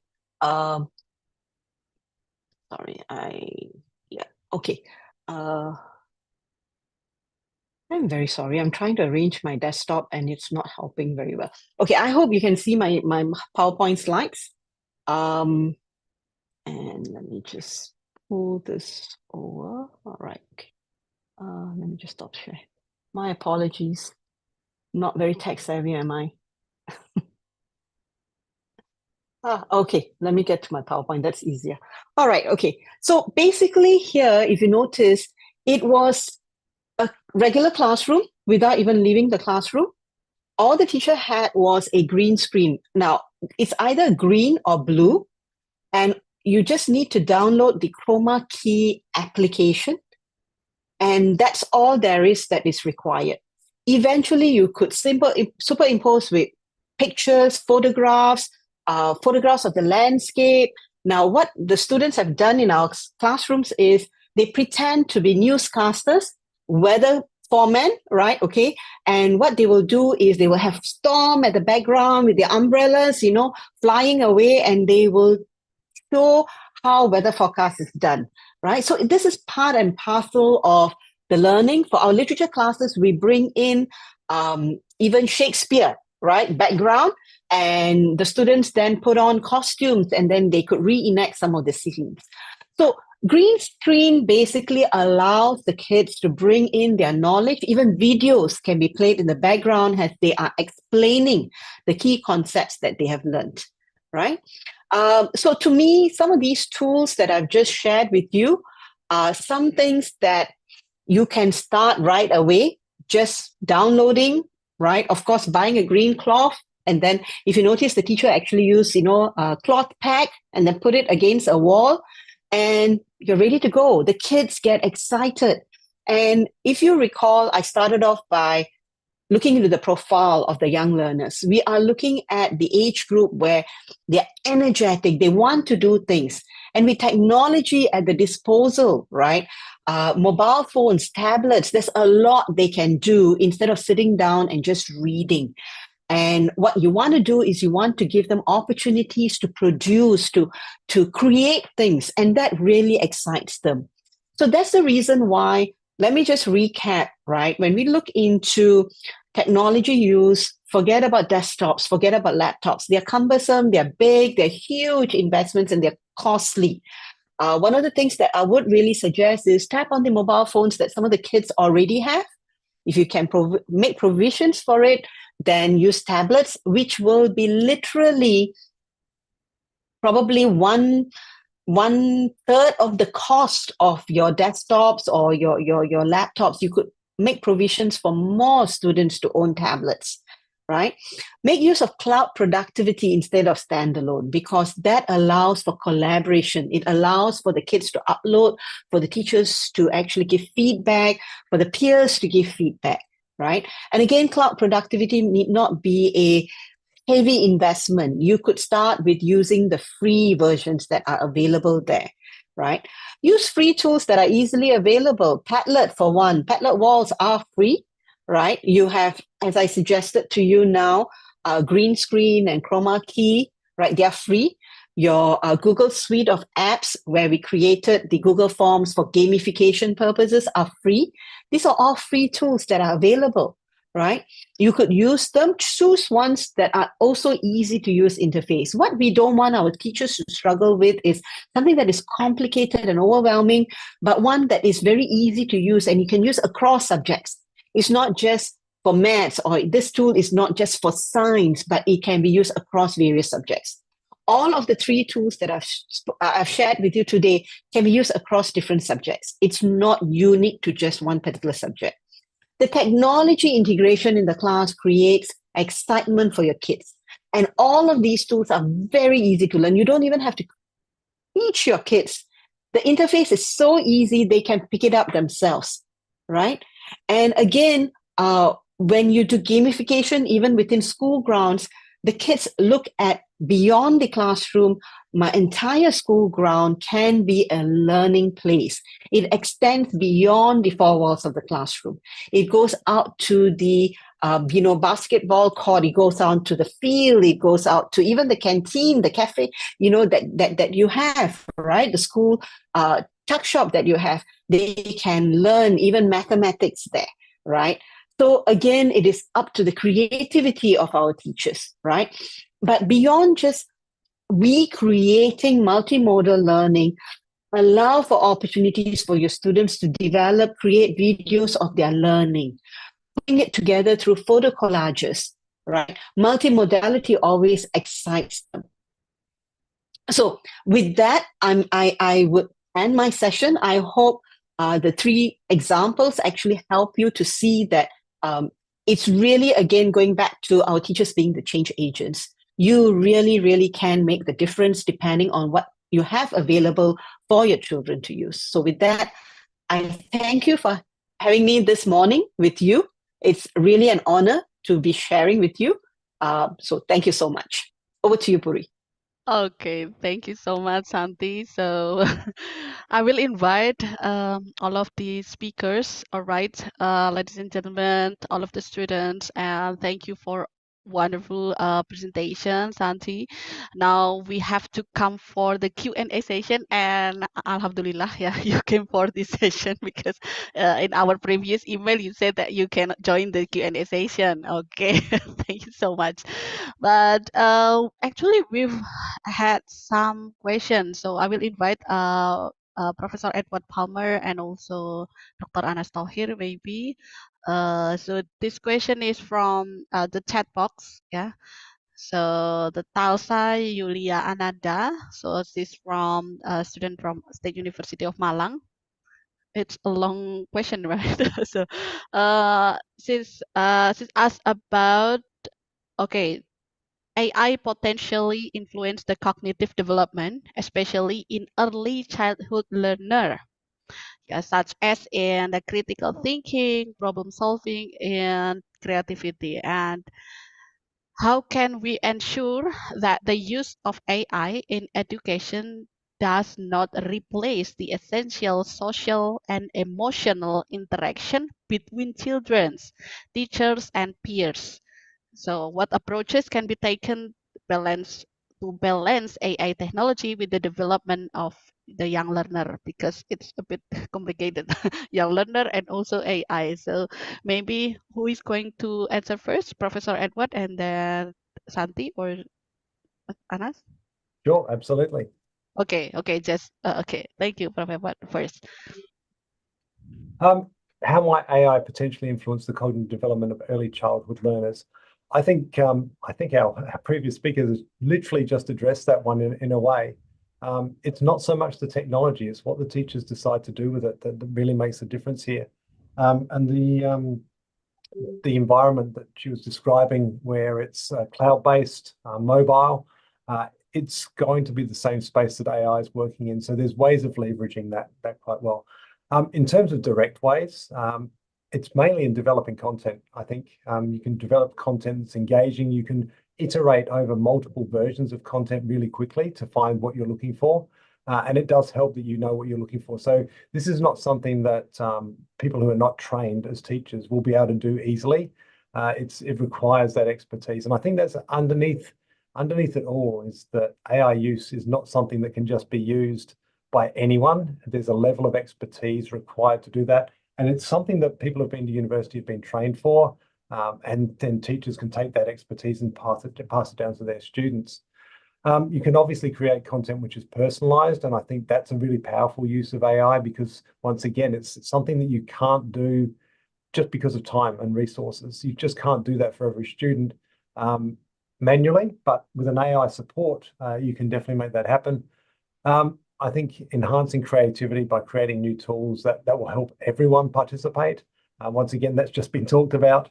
And yes, it can be disruptive. It can subvert learning. I think if teachers and schools don't understand how to control this and can't communicate it not just to the students but to the parents as well, there is really a possibility that that learning can be disrupted.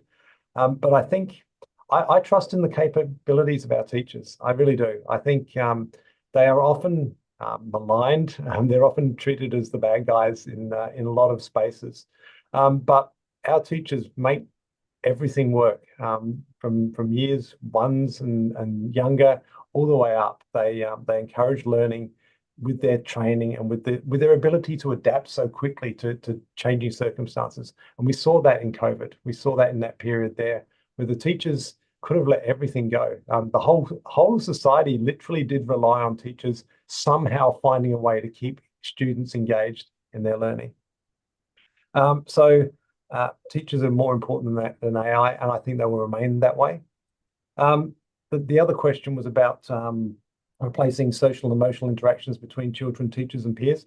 That's a really interesting question, and I think it's probably requires a few psychologists to actually get on board with this one. But I do know that people are falling in love with AIs. There are, and you know, that's a challenging concept for us to address. And I think that means that if people can fall in love with this, then certainly students can form a bond with an AI engine, which has a personality attached to it. So we do have to be really careful, and oversight over children's behaviour is going to be critical there. Once again, the parents need to be involved. And I think where you've got collaborative opportunities for learning, that's where you're going to be able to build on those things. Once again, we saw those videos which demonstrated the students engaging with each other as much as the content, which related to the theories that were talked about earlier on about TPACK. So it's once again, it's the teachers and their ability to bring students together, to interact together. That will cover the problems that happen with the social bonding that might happen with AI, and not overusing it. It doesn't have to be used everywhere just because it exists. Could I add on to that, Edward? Yes, thank you. Thank you for that. I think Edward made excellent points here about reinforcing the fact that teachers have to design for the learning. And while we do talk about teachers gatekeeping in the classroom, it really takes a village to raise the children. So which means parents have to be partners in this journey. Parents will have to play a part in how their own children are being exposed to the use of technology. One advantage, though, if we are including AI, of course, you can't run away from it, we're not banning it, but depending on the design of the AI tool, it can become a learning partner. So you have AI tools that would question students' understanding, to help students to deepen their responses, to give feedback. So again, this requires teachers' involvement. It requires teachers to select the relevant tools that they feel can complement the students' learning. So again, it is not just about throwing the students at the deep end of the ocean and saying, go explore, but rather really a structured approach, one that is scaffolded, where we pick tools that would complement as learning partners for the children. As we said, we did acknowledge the fact that we have large class sizes and we can't clone our teachers. You can't be getting personalized attention all the time. So leveraging somewhat on AI, with a pinch of salt, of course, AI tools do have hallucination, right? But with the simple things of deepening and questioning and not providing responses, but rather querying the kids on how they got to the answer, what is their thinking process, and unpacking those thinking. I think in these ways we could leverage an AI tool. And I think beyond that is also educating our kids on being discerning users, on being digital literate, right? Okay, in how and when to use technology. Again, depending on the design of the lessons, teachers could play a part in bringing them together with or without technology. I think really that's a possibility that we will have to explore, right? That's all I have to say. Thank you. Okay, thank you. Maybe Okay, Dr. Anas, yeah. Okay, I agree with Miss Santi. Yeah. In this morning, I saw my son. He cry. Yeah.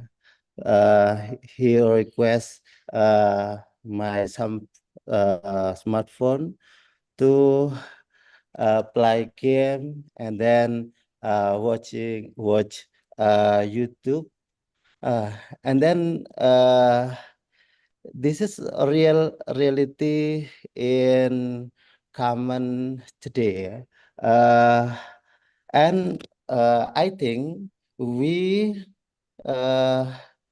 have to make agreement with young children, yeah, to use technology like come in like YouTube, and then negative technology, but they can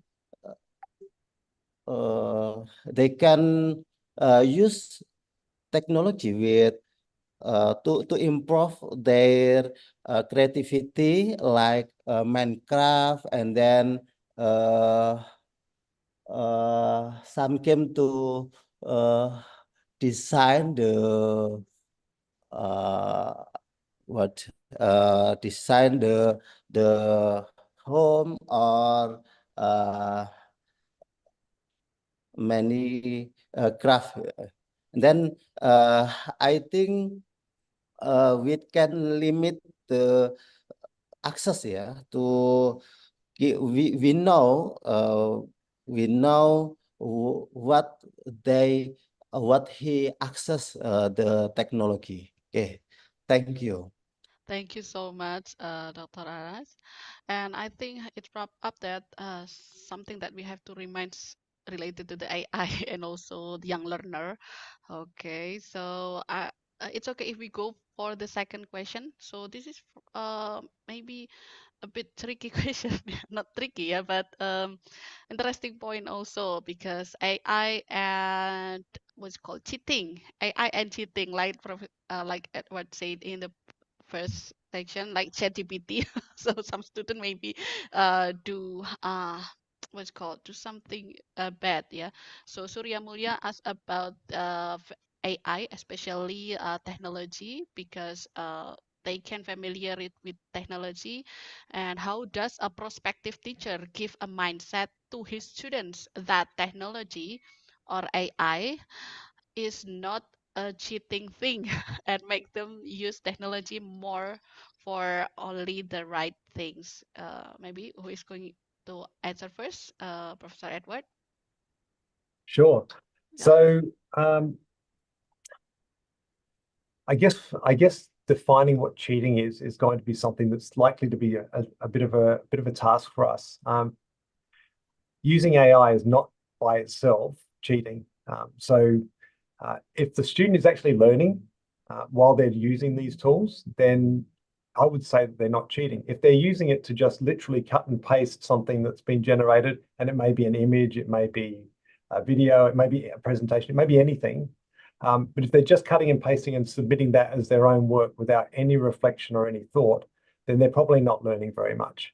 But if they're actually using it as was just described a moment ago, which was interacting with, having a dialogue with an artificial intelligence engine, or they're using it to explore concepts they don't quite understand, and they're trying to get it defined to them in a way that it does actually make sense to them, then that's genuine learning. And it's hard for us to actually capture that. So we may need AI tools which capture interactions with AI engines. So, we're talking about infrastructure and costs here, which can get very, very expensive. But in essence, just because it's using AI or technology of any kind doesn't mean that it is cheating. And we have to probably just rethink what we mean by that. Just while I was drifting onto the image one, there was a question there about children generating content or having access to content which is generated automatically and therefore without potential filters built into them that may be inappropriate for them. I think a lot of the reputable AI engines will have those filters built in as best they possibly can. And from what I've seen, they work quite effectively. But there are going to be many, many of these tools that do not have any controls, that have probably one filter that says, are you 18 or not? And you tick a box. They are not particularly effective controls. Once again, this brings in the parents, it brings in the teachers, it brings in instilling a culture in students of respect, because a lot of these tools are involving the abuse artificially of women, and they need to be encouraged to think about what the consequences are of some of the actions of using these tools to implement and access images or create images that are not real and not relevant to a peaceful and meaningful society. I'll leave it at that, but I think once again, it's the society issue here as much as anything else. The tools will always be able to do these bad things. We have to teach people to find some boundaries that we enforce as a culture, and that may be enforced by law as well outside of that. But certainly, if people are respectful and kind to each other, then a lot of these problems don't eventuate. Okay, thank you. Maybe Santi want to add the answer? Yes, I would love to. Edward has all the hard work. He says all the things that I have to say, and then I would simply have to say, I agree. But really, Edward's point spot on. Only one additional point that I want to maybe draw attention to. If we ask our students to generate content, if it's just recall, then it is no different from them going to Google search or, Bing and copying and pasting it. Now they're just doing it a lot faster by asking AI to generate it, right? So to me, I think as much as we need to educate them, I think as teachers, we also need to look into the type of assessment that we are giving them, the type of assignment that they have to do. Is this simply a knowledge recall, or is it going to be an application? Is this something that's going to reflect, it has to do more about their reflection about how they, made certain conclusions, right? And to deepen that learning and to showcase evidence, that requires a lot more than what AI can just produce, right? So rethinking our assignment, I think, would be something that we may want to start paying attention to, so that it is not so easy for our kids to just go in and type in the question and outcomes, AI produces, is really superficial. Is that what we want to focus on, right? And again, dabbling with the different types of technology, I don't think they're going to be able to get AI to produce a video of their learning, right? So maybe we need to choose some different levels of modality where, it's complemented with video, visuals, enactment, that might actually help. While they can ask, AI for a script, they still have to go through the script and produce, evidence of their learning. So to me, I would also extend beyond educating them. I think as educators, we do have to change our assessment, right? So that it is minimized, right? But there's no crime in relying on AI, but for what purpose? And also, do they claim it to their own work? And this requires educating them about how to leverage on technology, yeah, and doing the acknowledgement. Thank you. Great, thank you. Maybe Dr. Anas, add Okay, some thank notes? you. I think AI is very useful for students, and uh, how to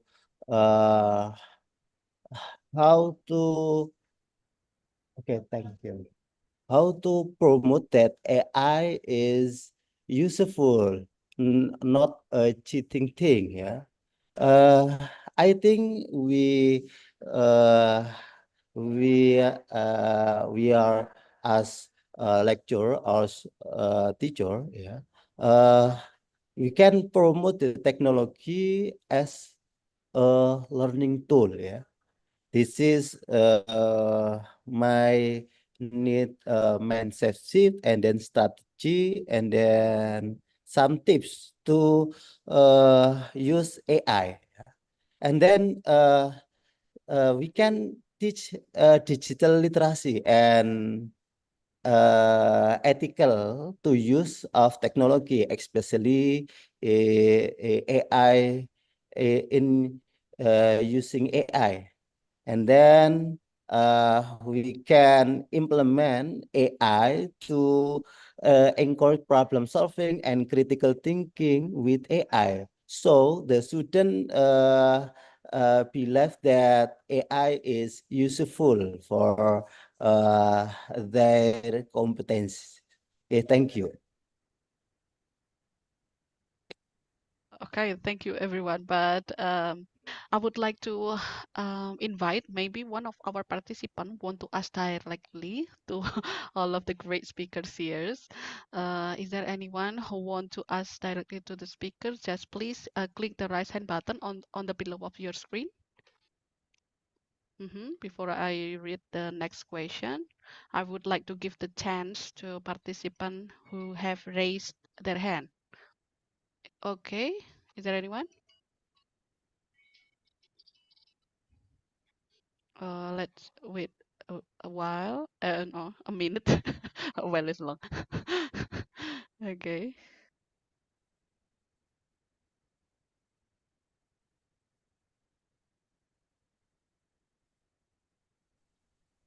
Okay. Is there anyone want to ask to our speaker? Hello, Mrs. Puri. Oh, okay, great. I would like the spotlight. So, yeah, just deliver your question, and that's okay, please. Okay, thank you.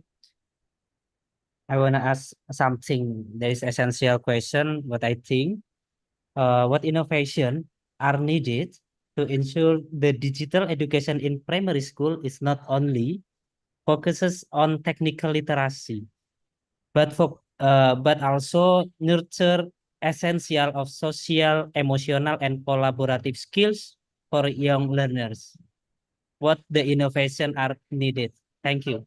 Okay, thank you. Maybe Santi want to, because you mentioned earlier that I always give the hard work to What a Professor waste. I was Edward. waiting for Edward to start, and then I could have said, thanks, Edward, I'll just add on. That's why I give the Puri chance caught to on you. to that. Edward, you got away with this one. Actually, that's got nothing to do with innovation. I'll be very honest with you. It is about teacher preparation. It has got to do with teachers' knowledge of pedagogy. In order to ensure that you are equipped with the relevant skills and knowledge to design for the various learning, be it inquiry-based learning, self-directedness, collaboration. These require the teachers to plan and to design. Now, all of these different pedagogy that requires active participation from the students, giving them opportunities to collaborate, has to be very meticulously thought through, because you don't just design for collaboration and then hope it is successful. We want to make sure it is successful by putting in the scaffolds. You need to put in templates for discussion, key questions that the students will have to answer. What is your milestone for monitoring? What is the rubrics for assessment? So there's a lot that goes into the design to make a learner-centered approach successful. Now, again, given the large class sizes, this is where technology comes in, where you could make the thinking visible by providing some of the templates online for your students. For example, presentation tools, or you could even use Excel spreadsheets to create templates where your students need to do input or provide input. So this really requires the teachers to sit down and think through and say, okay, for this particular, and I briefly heard Edward mention TPACK. That's definitely a framework that you would want to leverage on, where you look at the content, you look at the pedagogy that would best suit that learning of the content, and then think about the technology that can be used to support it. So this really goes back to not a particular tool, but really about the knowledge and skills of our teacher preparation and in how they would want to design for the learning, right? Over to you, Edward, now. I agree with you completely. I think the question is driven as much by societal pressures to have digital literacy skills being built up, and I think you do the teaching first. And as has just been said, the technology is something, it's always in the back of your head, but you think about that last. That's the teaching part of it, the pedagogy, the content, that's important. The technology will help you leverage this. It might help you be more efficient. It might support the students' learning. It might support group work. It could do any number of things. But the underlying drive to use technology and the development of digital skills can be embedded into that particular side of things. So you don't necessarily just go out and say, I'm going to just do digital learning for this course, and that's all we're going to do, because you might actually be doing it the worst way possible. And so when you're using the technology, you modeling how it's used is instructional for the students as well. And obviously it depends on what's available to you. I mean, there's a limitation to the amount of technology that is available. But you modeling what technology can be used, you informing the students how you best think that they could use it, and then letting them explore a little bit is probably a way of building up the digital literacy without compromising the teaching at any stage whatsoever. Does that make sense? Yes, thank you. Because we know the challenge digital learning in primary school is more bigger than we digital learning in college, right? Because the primary student is active and they can speak together or not attention to other student with who speak this explanation. So we are short can conduct this class on digital learning to make sure the digital learning can develop their social, emotional, and collaborative. Thank you. You saw in that video where the students were using the iPad to develop storytelling skills. That was a perfect implementation of technology. They're building up their digital skills, but actually what they're really learning is how to tell a story. Okay, great. Thank you so much. Is there anyone who want that or just ask a question, or maybe Dr. Anas want to add or just deliver the answer for Mr. Shawal? Or enough? Okay. Well, actually, there are a lot of the question, and I say thank you to Professor Edward because you said just you type the answer in the chat box also, and mentioning by highlighting some notes, yeah, actually related to the questions from all of the participants. And maybe for the last question, but unfortunately we cannot answer all of the question directly for this event right now, but I will read the last question, maybe the last discussion. It's from Risma Nur Fatmawanda. So I will typing once again. So this is from Risma. Maybe okay, so Risma asking about AI to improve teaching and learning process. So this is really related to the effective assessment. Maybe in the previous answer, Santi has already mentioned about the type of assessment. Maybe we can move to the assessment, that how does AI really improve the overall quality of learning and how to assess the effectiveness of this technology in this education. Who is going to answer first? Dr. Anas or Santi? Who is going to? Can I try and get a better understanding of the question? So when I type in the chat box actually.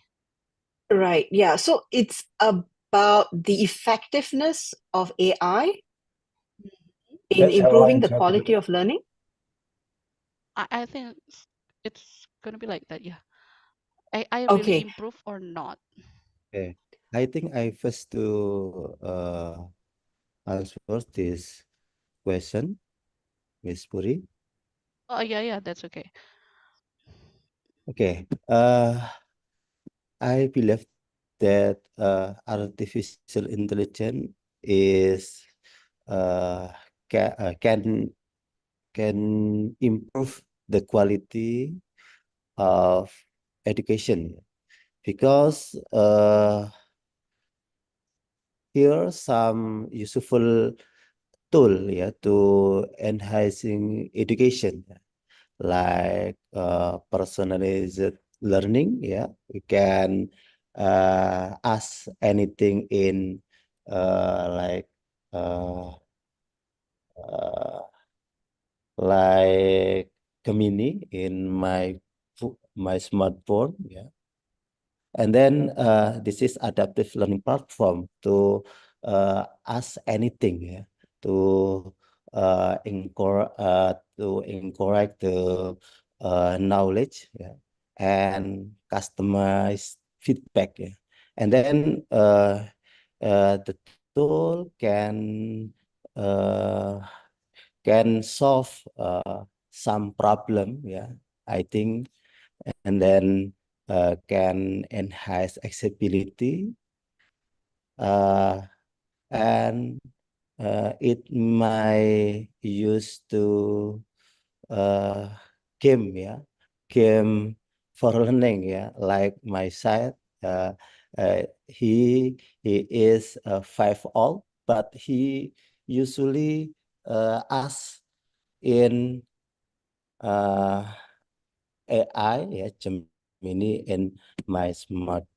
Okay, thank you, Miss Okay, Puri. thank you, Dr. Anas. Maybe want to add the answer? Sorry. I'd like So, to add on to it goes back to AI is okay.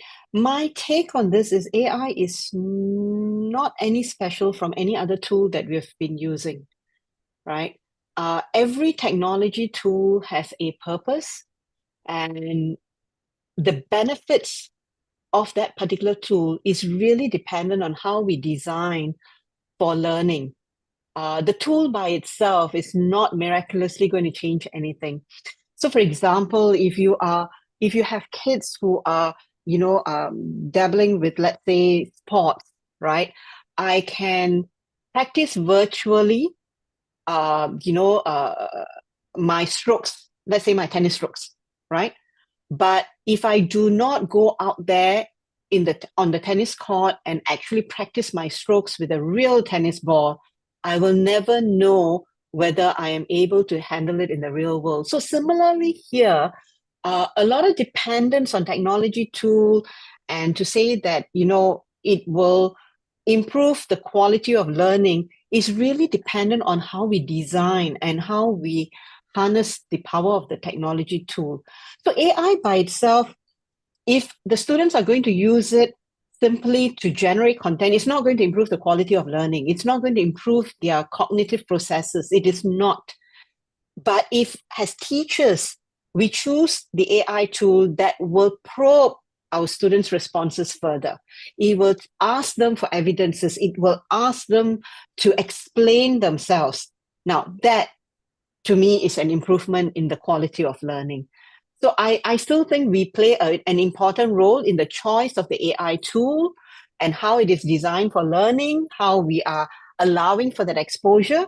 But if our kids are going to go out there and dabble with any of the social media tools or AI tools, I don't think it's going to improve their learning tremendously. It's just an exposure, and that's about it. That's how I see it. Yeah. Yeah, I'd agree with that. And you can look at any other technologies we've used and any other sort of assessment methods we've used. Let's look at multiple choice questions, for example. Multiple choice questions can be very useful as ways of building up knowledge and understanding, but if you don't do them, they're not going to be very useful at all. So it's actually the student's approach to that learning and how the teacher is promoting it that's really critical there. I might just tackle that underlying question about do we know if it's actually working at all, in terms of is there any research that suggests that it might be? Yes, there is some, but it's early days for this yet. A lot of people have been spending the time on just thinking about the concept and the impact that it has on assessments, rather than thinking about what the impact is on learning. And that's coming now. We'll see that over the next year. We'll see lots and lots of people who are trying to measure what that is. Unfortunately, measuring of effectiveness of technologies in education often involves pre and post testing. And often that pre and post testing is done the simplest way possible, which is multiple choice questions again, or survey questions to look at attitudes. And I suspect that the learning that we're genuinely going to get out of artificial intelligence is going to be of a nature that is going to be hard for us to measure with those sorts of tools. So I think you've got cases now where you might be measuring student improvement in their learning because they've been using AI. But if we're using the old tools that actually only measuring knowledge and understanding, we're not really getting the benefit that we might get out of AI in terms of that interrogative approach that's just been discussed. So I think that's really quite important. Yeah, I'll leave it there. One more thing.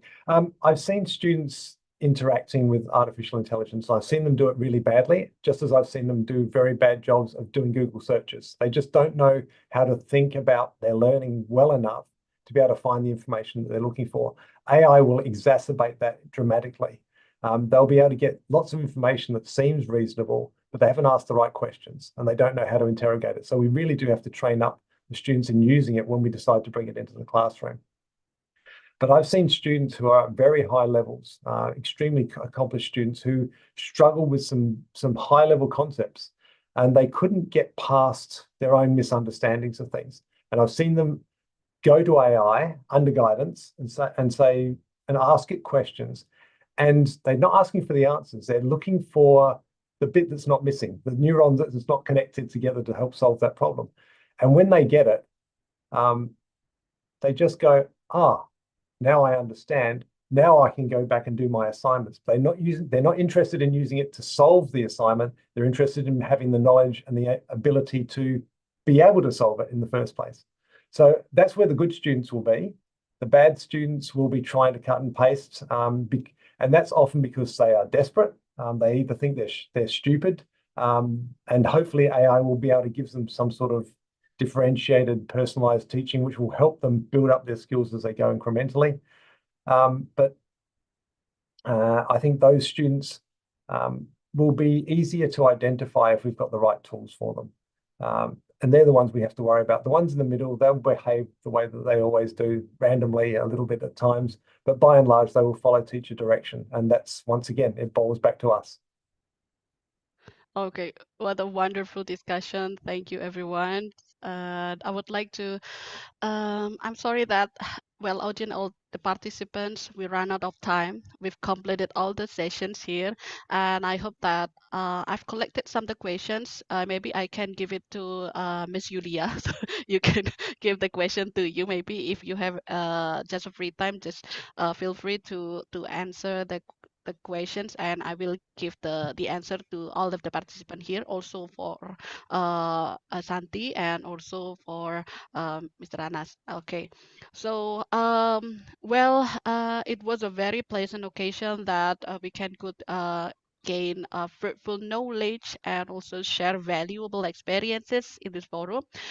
But on behalf of the Department of Elementary and Preschool Education, I would like to invite all of the speakers as a token of appreciation. So we will give a digital certificate one by one.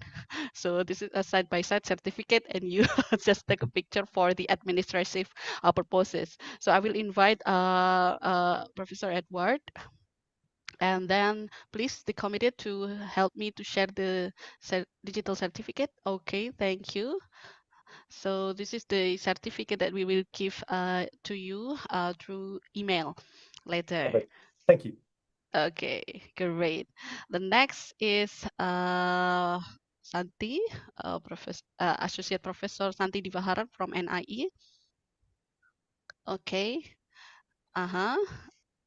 Okay, the committee. Okay. Yeah, Thank okay. you. Take a picture. Okay, thank you. And the last is Dr. Anas. Okay. Okay, thank you. Wait a minute. Okay, let's spotlight it first. Great. Okay, thank you. Thank you, everyone. So we are very honored to have you once again. Yeah, Professor Edward Palmer from University of Adelaide, and also Associate Professor Santi Divaharan from NIE Singapore, and also Dr. M. Anas Tohir from Universitas Negeri Malang. We are very grateful for having all of the speakers, and thank you for the participation and the discussion, and also the engaging moment with Padlet with us.